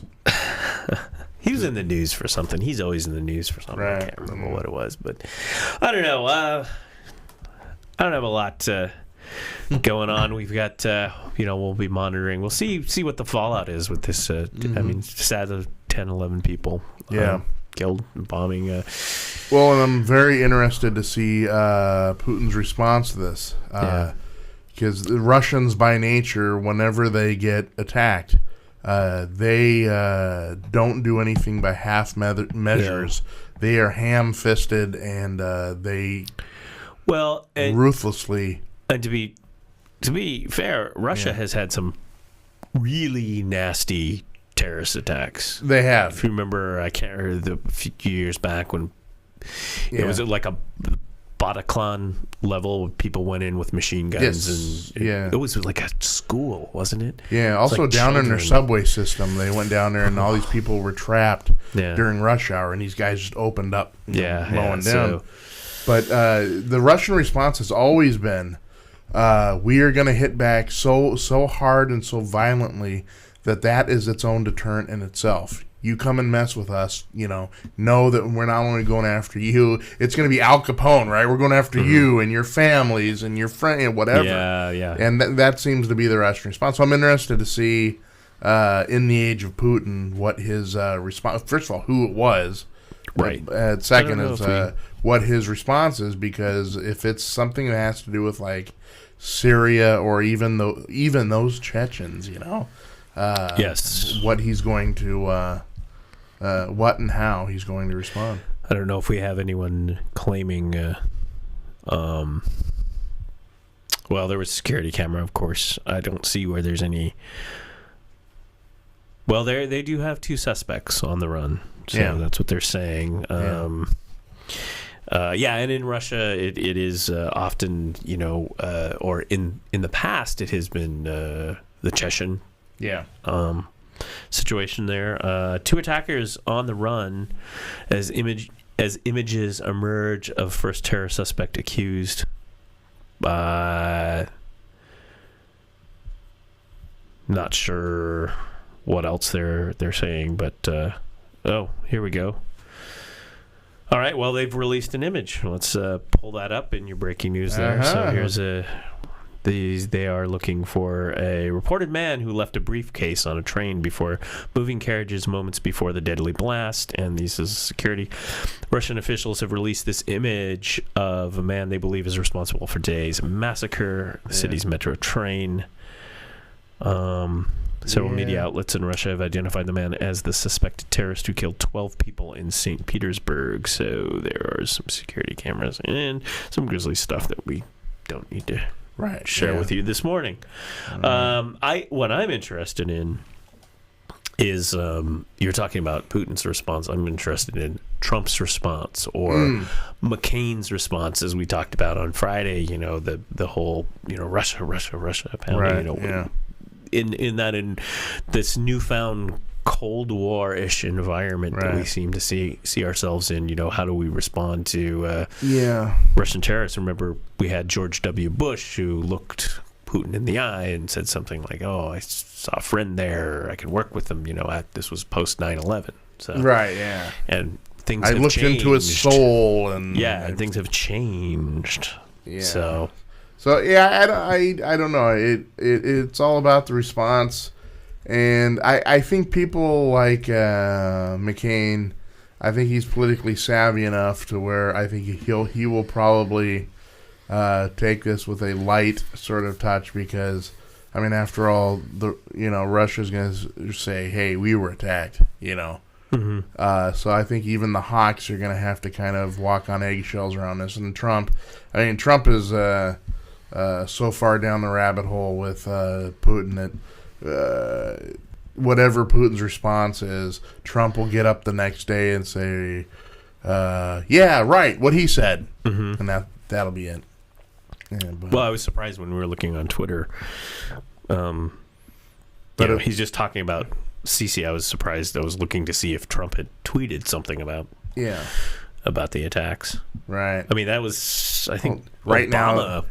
now, one of his aides, young aides, who right now Jared is probably showing him a map where Syria, Jared this is in Iraq today. Oh, interesting. That's the news of Jared. Oh, so it's gonna have to be one of his other aides. Hey, Mr. President, look, here's a map. This is where Syria is on the map. Isn't that cool? Yeah, I'm not sure what Jared is doing in Iraq.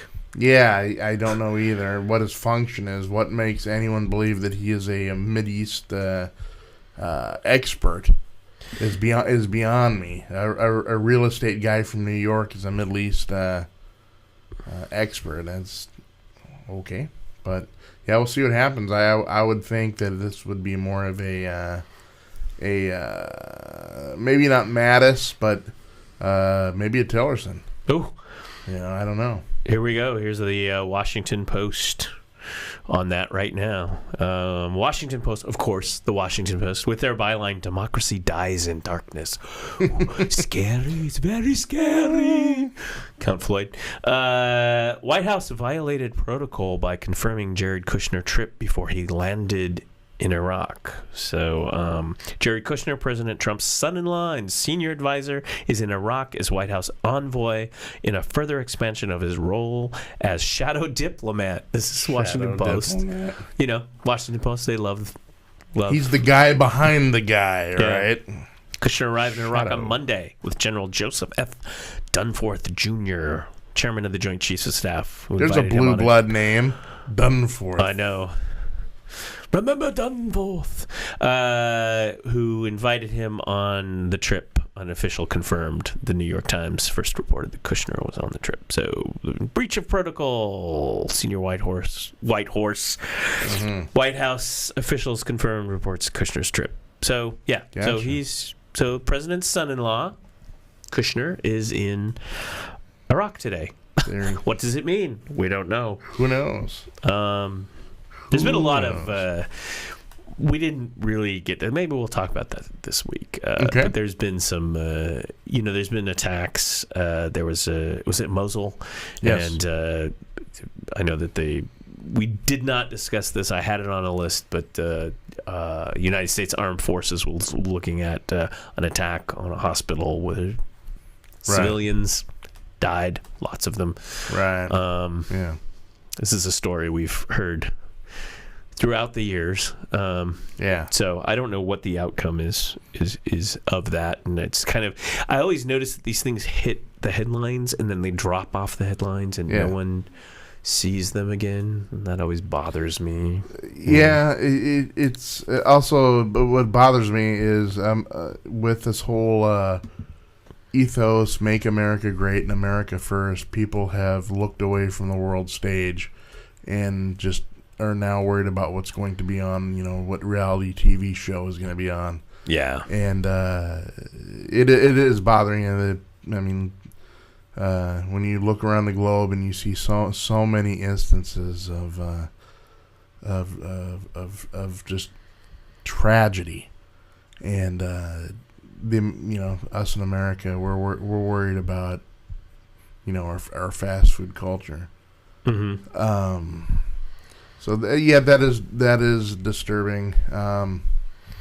But everything right now is very, very fluid, I guess, especially with the Trumpian sort of response to it, because how they don't know what they're doing minute to minute, let alone a constant policy decision. So.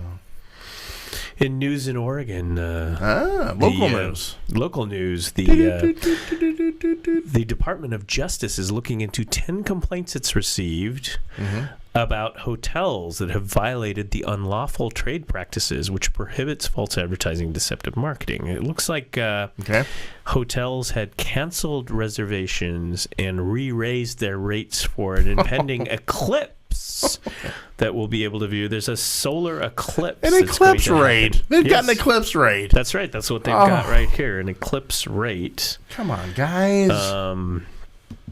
So that's in Oregon news. Hugh Gordon Gecko, greed is good. Exactly.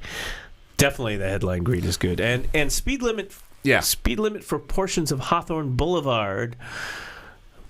If you're familiar with Portland, yes. Hawthorne Boulevard, one of our great Southeast Boulevards, 20 miles per hour on Hawthorne Boulevard. Wow. So wow. It was, 25, 30? Yeah, 25, I would say. Right. Well, especially in the lower blocks, up into the mid blocks, it is a thriving, busy, very pedestrian friendly area. Funny headlines. Man filming police having coffee is recognized as wanted and then arrested. That's great. Okay, that's your story for today, right? Right. Ding ding ding. We have a winner. I like this one. Let's see. That's a Portland man who decided to film police officers having a cup of coffee Sunday morning in a Northeast Portland Starbucks was recognized by one of the officers as a man featured on a wanted bulletin. Hey, Bob. Yeah, Tom. How you doing, man? How's your coffee? Yeah, it's pretty good. Let's take over the camera, dude. Doesn't he kind of look familiar? Yeah, I think I seen him at the post office on the wall, man. No, yeah. All right, well, let's, I think his name is, fill in name here. Philip, yeah. Phil, 45, I won't give its full name, that's fine. You can read about it in Oregon. Right. Was promptly arrested and taken to jail. He was accused of second-degree robbery and coercion in connection with an incident that occurred during a protest in connection with the death of Quanice Hayes. That's a big deal. Yeah. A 17-year-old boy shot by Portland police officers. Yeah. And that's been... We haven't talked about that. I'm going to stick it But he to was the a man. protester, second-degree robbery and coercion. Well, so he's kind of a protester. So I got my eyes on you. I got my eyes on you. that's What probably do you why mean he's I'm wa- filming because What do you they mean have, I'm wanted? well, they have the famous things like Yeah. when you protest and then people go out and film Right. police and Yeah. it's just a big mess. And there's been a huge mess down at City Hall. Yeah. Mayor Ted Wheeler has been shutting down council meetings. Yes. We'll Ted. talk more about that, but He's come under some heat. and that's for been taking under a- that killing, Yeah. the death. Yeah, Mayor Ted, he's been coming under some heat because he's taken more of a hardline approach. Yep. For public, a spontaneous public outcry during. But here's the deal: if you're a wanted man, Cue the rat song, Wanted yeah, Man. exactly right. And Bon Jovi, Dead or Alive, I'm wanted, wanted. dead or alive. That's right. Don't go into a Starbucks with your latte and start filming the guy. No. You want to kind of keep a low profile. Yeah, Low profile. It's not gonna end well. No. That's how it went down too. You know, That's officer. coffee with curmudgeon police officers. That's right. Because Officer Bob and Tom, they're sitting there on their break drinking coffee. It's like, hey, see that guy over there with the camera, dude? The phone. He's like, Yeah. he looks familiar, doesn't he? Yeah, I bet, dude. Hey, I think his name is, whatever. Let's call it in and run it and see if we find it. Oh, really? Dispatch. He is wanted. Well, next thing you know, Philip or whoever his name is in the back of the cop car thinking to himself, yeah, I just didn't think it was going to go down like this. So feel free not to stick your neck out there if you're wanted. Well, as we suspected, this is odd, considered rather anti-business to most high-tech companies, but the U.S. Citizenship and Immigration Services, as we know, Yes. is tightening the H-1B visa process, which is where a lot of technology companies get technology workers. So. Yep. The new Yeah. guidelines issued Friday require additional information for computer programmers applying for the work visa to prove the jobs are complicated and require more advanced knowledge and experience.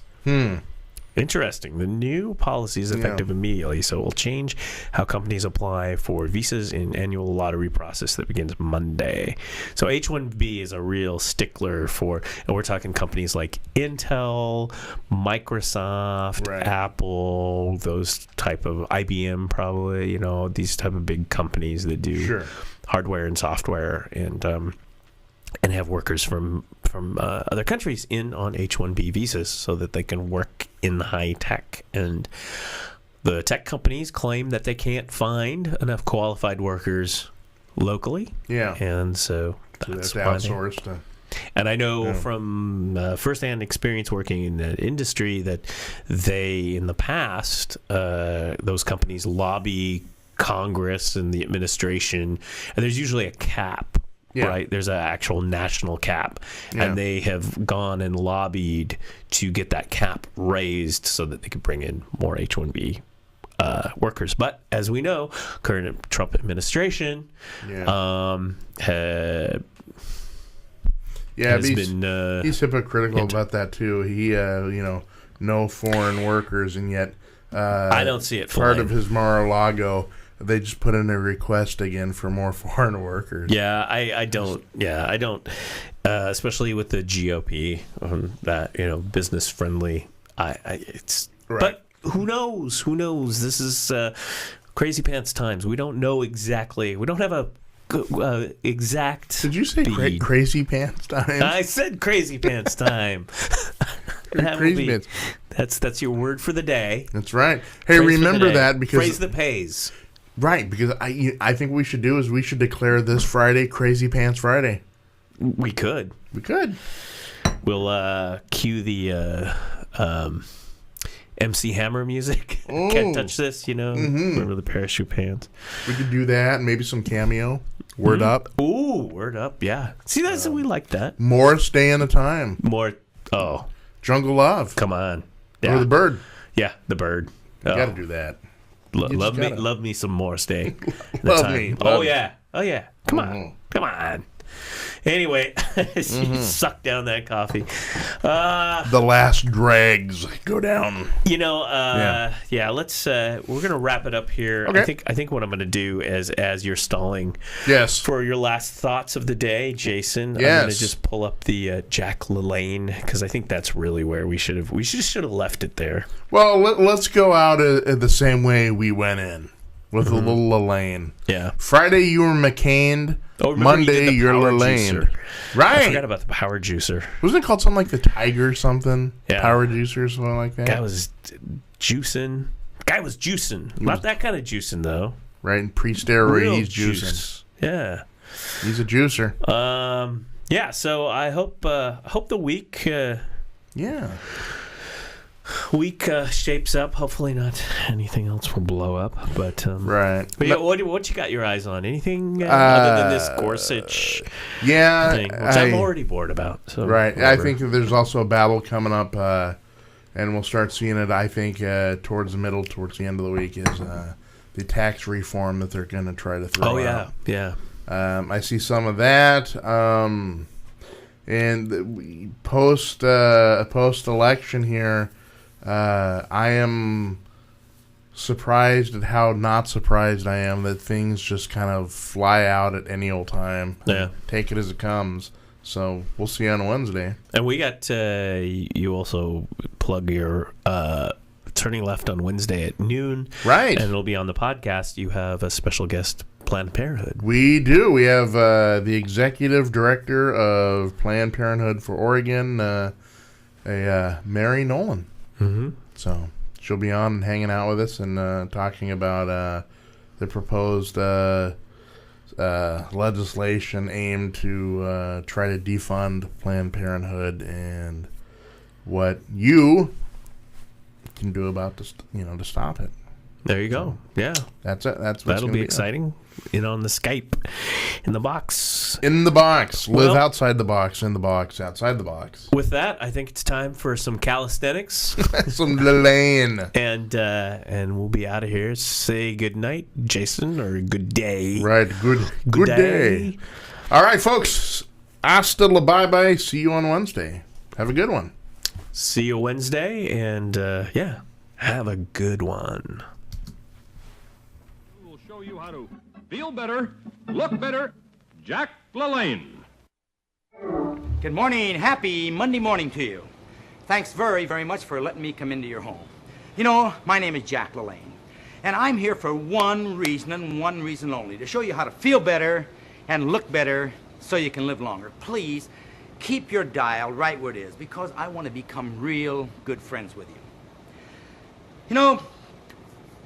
There has been so much talk of late about the importance of exercise, the importance of better nutrition, the importance of positive thinking. All of these things we are going to learn together. I like to consider myself as your personal physical instructor and your health consultant, coming into your home every day. And there's also many of you students who say, Jack, I know that I need exercise.